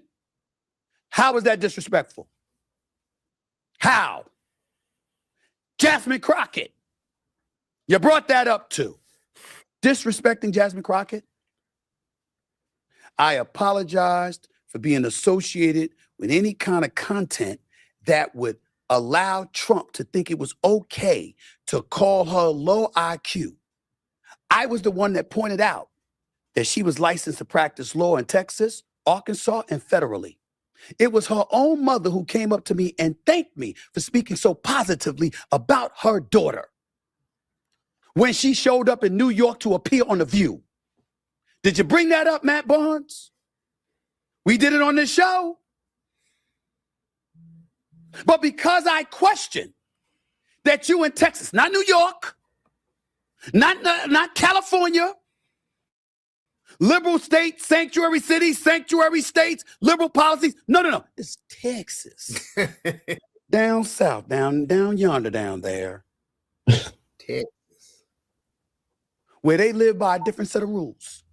That's true. Where I sat back and pointed out how I was in Austin, Texas for South by Southwest Conference a couple of years back, and in the middle of watching an episode of Martin Lawrence, the program was interrupted at 1:30 in the morning to put on the national anthem. Where does that happen in a liberal city? Texas is different.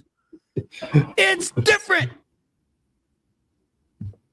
So I said, Jasmine Crockett, do you think it's wise for you to be calling the president a piece of bleep on the national airwaves when you represent 766,000 people? You know he's petty enough to use them to come after you. You know the redistricting effort is coming into play. And on top of that all, there's a Senate seat that's right for you to have that will allow you to represent 31 million citizens in the state of Texas, one of 2 senators. And you'd be in a position where you are confirming or denying Supreme Court justices. You'll be in a position where you could potentially run for a Supreme Court seat. That was me. I'm the guy that wanted her to win and was literally trying to formulate plans and schemes for her to win. Meaning schematically, putting it together. This is how I think you can beat Tellerico. This is how I think you can win the state of Texas. You had people on the right who even admitted, had she listened to me, she'd have won. I was trying to help her win. But Matt Barnes didn't bring that up. Instead, this brother accused me of tap dancing. Now, Matt Barnes, I don't know what your definition of tap dancing is, but I'm going to show you what my definition of it could be. Play that Gavin Newsom clip, please. I want to ask you something because I had a chance, a sit down with Mayor Karen Bass about a month and a half ago. And obviously, California is a big, beautiful state who's easy to attack. And I feel like, again, this kind of goes back to messaging. The positive steps moving forward are never highlighted. It's always the small cracks or the lies that are perpetuated and blown up into a big situation. How do you feel outside of the mission you're driving on social media? How do you feel that people that know and love California and really know what's going on, how can we help push the truth along and help get the truth out there, what is actually going on step by step in the wins that we are succeeding? Because they want to Wow. I mean, talk about hard-headed questions. I mean, stop the presses. Stop the presses. Did you see how hard-headed that was? Hey, did you see that? I'm on the air taking hits from every side of the aisle. Every side. But that man living in the state of California, homelessness, affordability, gas prices, grocery prices, water that ain't in fire hydrants during wildfires, fraud over billions, 140 billion? What? You had that man, the governor of California, on your podcast for over an hour and 40 minutes. And that was the question you asked him about the state of California. And this man is considered arguably the leading candidate for the presidency in 2028. Really? And you had him in front of your face, and what you asked him? Did you ask him about the homeless crisis? Did you ask him about the bullet train? where billions haven't been accounted for? Did you ask them about the taxes in the state of California? Highest in the country. Any relief in sight whatsoever? No, they're trying to raise them. Did you ask them about that? The oil industry regulation. Isn't the state of California getting oil from the Bahamas? Did you ask them about that? Anything at all? Anything? How about crime?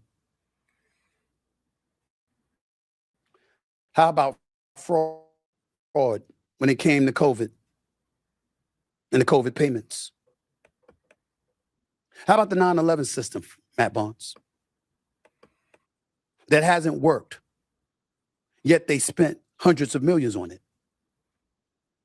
How about what's going on with hospice in the state of California? I watched the entire interview from start to finish. You never asked that man that question. Not one of them damn Not questions. even all the issues that are not a pertinent narrow. to Californians. You didn't ask a damn thing. That was the one question you asked. Just for full effect, Griff, play that damn video again so we can understand. Don't tap dancing going on. Okay, it was tap dancing with Stephen A. But never that. Oh, no, not with Matt Barnes with that. No. Let's play that tape again. I want to ask you something because I had a chance. Some friends of mine organized a sit down with Mayor Karen Bass about a month and a half ago. And obviously, California is a big, beautiful state who's easy to attack. And I feel like, again, this kind of goes back to messaging. The positive steps moving forward are never highlighted. It's always the small cracks or the lies that are perpetuated and blown up into a big situation. How do you feel outside of the mission you're driving on social media? How do you feel that people that know and love California and really know what's going on, how can we help push the truth along and help get the truth out there, what is actually going on step by step in the wins that we are succeeding? Because they want to. I'm sure that Gavin Newsom was telling the absolute truth when he pointed out a plethora of things, with California being the fourth largest economy in the United States of America, if not the world. Sorry, the world. Fourth largest economy. I'm quite sure there's a lot of positive things that we can point out. There's a lot of things that are misreported. There's a lot of embellishing when it comes to the negativity that is thrown in his direction. Governor Newsom, I am not here to criticize you. You're welcome on the show. But guess why? Because I want to ask you these questions. Because I'm not doing a podcast bloviating about my personal relationship with you and having a love affair. This love fest of an interview. I'm actually asking questions. Which is where the rubber meets the road, Matt Barnes. Because you see, it's important that you understand there's different responsibilities that come with our jobs. You are an influencer, and you should be. Andre Ward, who you got under your umbrella with the boxing podcast, there's very few people on the planet I love more than that brother. He's special, good people. And I'm here to tell you, Matt Barnes, you are too. I know when you came at me, it's because your heart's in the right place and you thinking about the things that I've reportedly have stated. And as a result, you coming at me like I'm trying to hurt our community. But you should know better. Because I have decades of evidence showing I've always tried to help our community. Tap dancing ain't gonna get that done. Inching. Is he trying to have the drop the mic moment? Yeah. You think so? 100%. Okay. For sure. Well, we're going to put a pin in that because we have been on here for over 3 hours. Damn. That shit went quick. Honestly, bro. Yeah. You know, some shit going on around in the city tomorrow. There's Croker Spot. They're having their 25th anniversary. out there on Hall Street and South Side. Oh, check this out, bro. There's something going on the River City Sting. You know what that is? You know what that is? Mm-mm. The River City Sting. Let's see if I can pull it up. The River City Sting is a football team. Okay. Yeah. They are a football team. And they're not only just any football team. They're not just any football team. They are, this is tackle football now. You hear me now? I'm hearing you.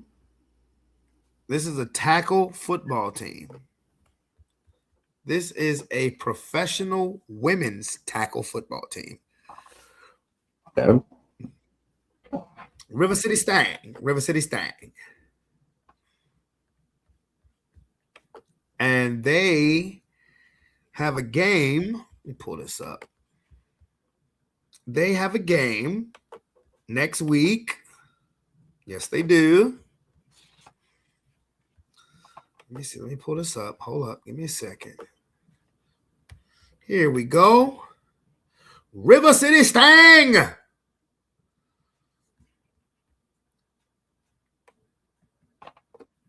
Mm-hmm.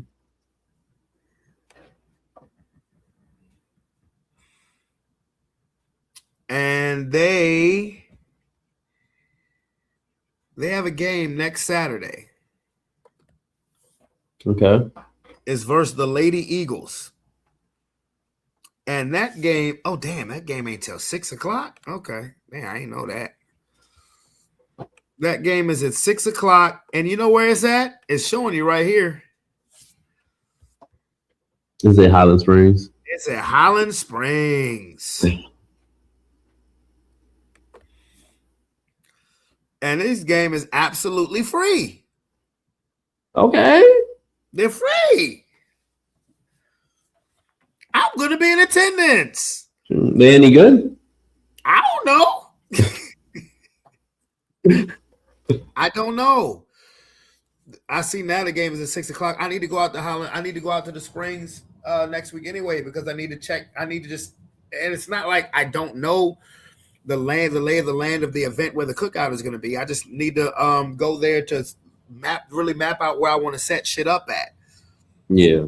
So I can do that before this football game happens, and this game is free.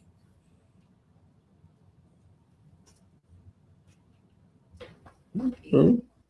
Female tackle football. April 18th at Highland Springs. This is free publicity, people. Free publicity. So yeah, I will be in attendance. I will. You know. God damn. Been getting I've been getting messages all night, man. Anyway. Roman has to be to work tomorrow at 9:30. Yeah. No, Sunday he got to be at 7:30, and I'm gonna have. Matter of fact, because I'm gonna go up to his job tomorrow because I've sent a couple of messages. You know, we're gonna start going back to church on a weekly. Mm-hmm. So I don't if they schedule him to work on Sundays, that's fine, but it needs to be after 12 noon.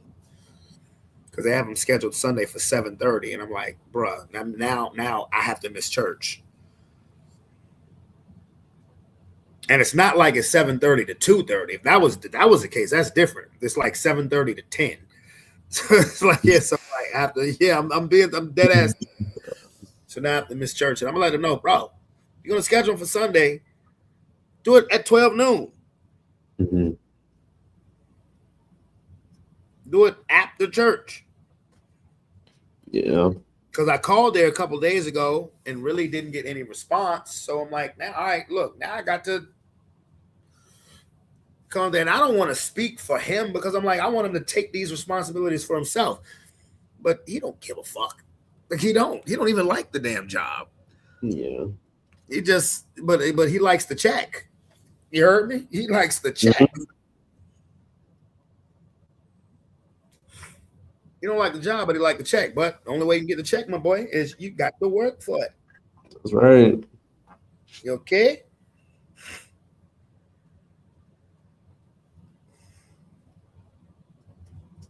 Okay, and I make sure I check his fucking I make sure I check his account, make sure he ain't going crazy. Because he got a field trip coming up in 3 weeks, the same day as the cookout. He has a field trip to Busch Gardens. I just want to make sure he got money. But anyway, I'm about to get out of here.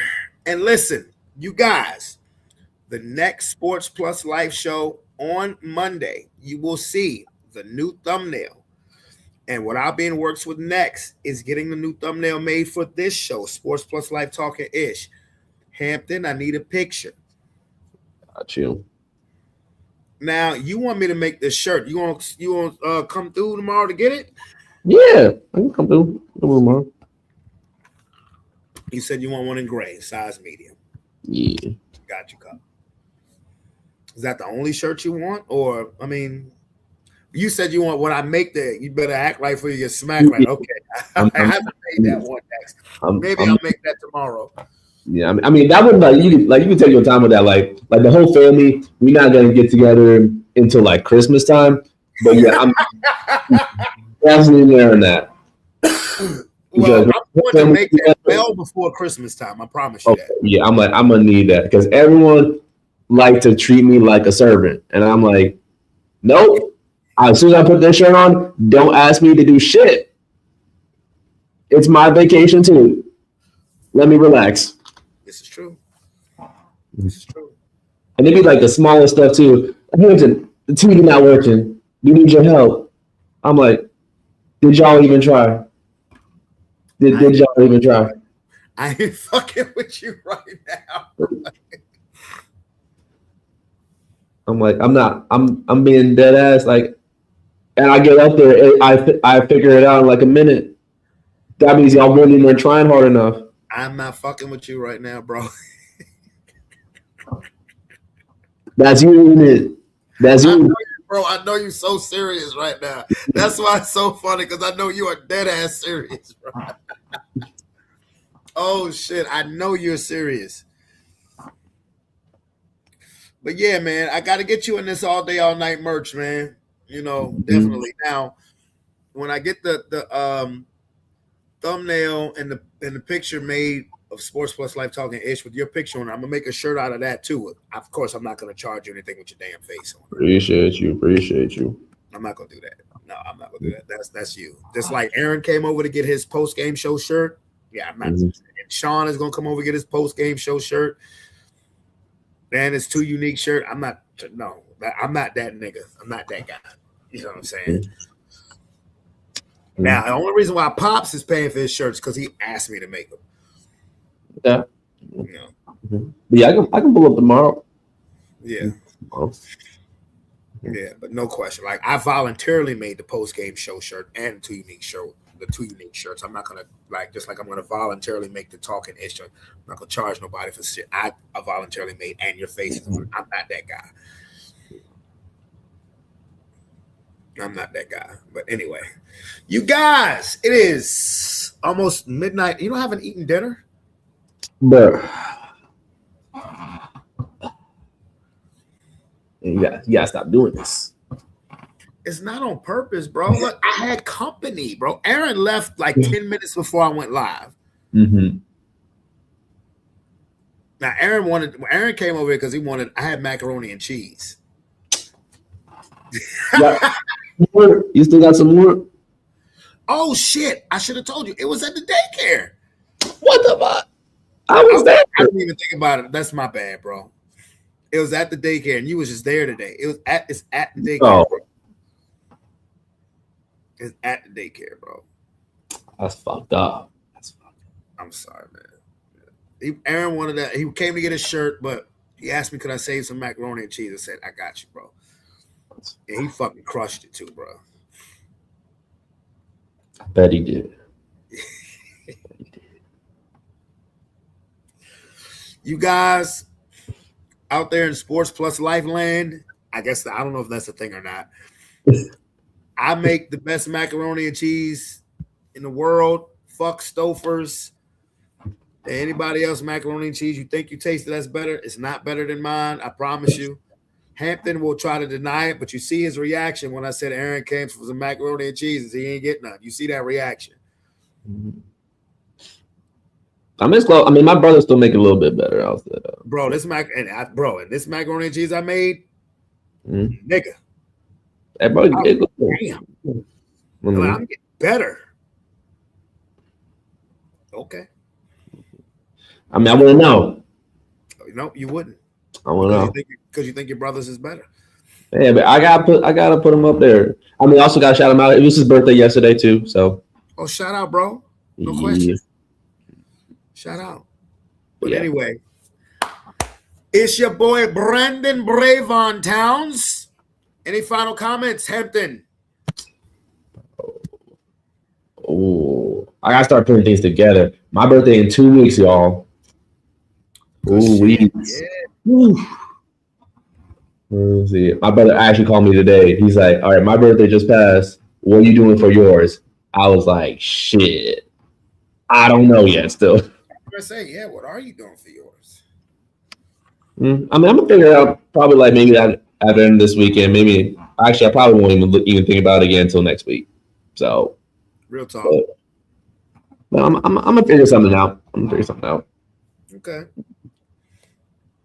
All right. Well, it's your boy Brandon Bravon Towns.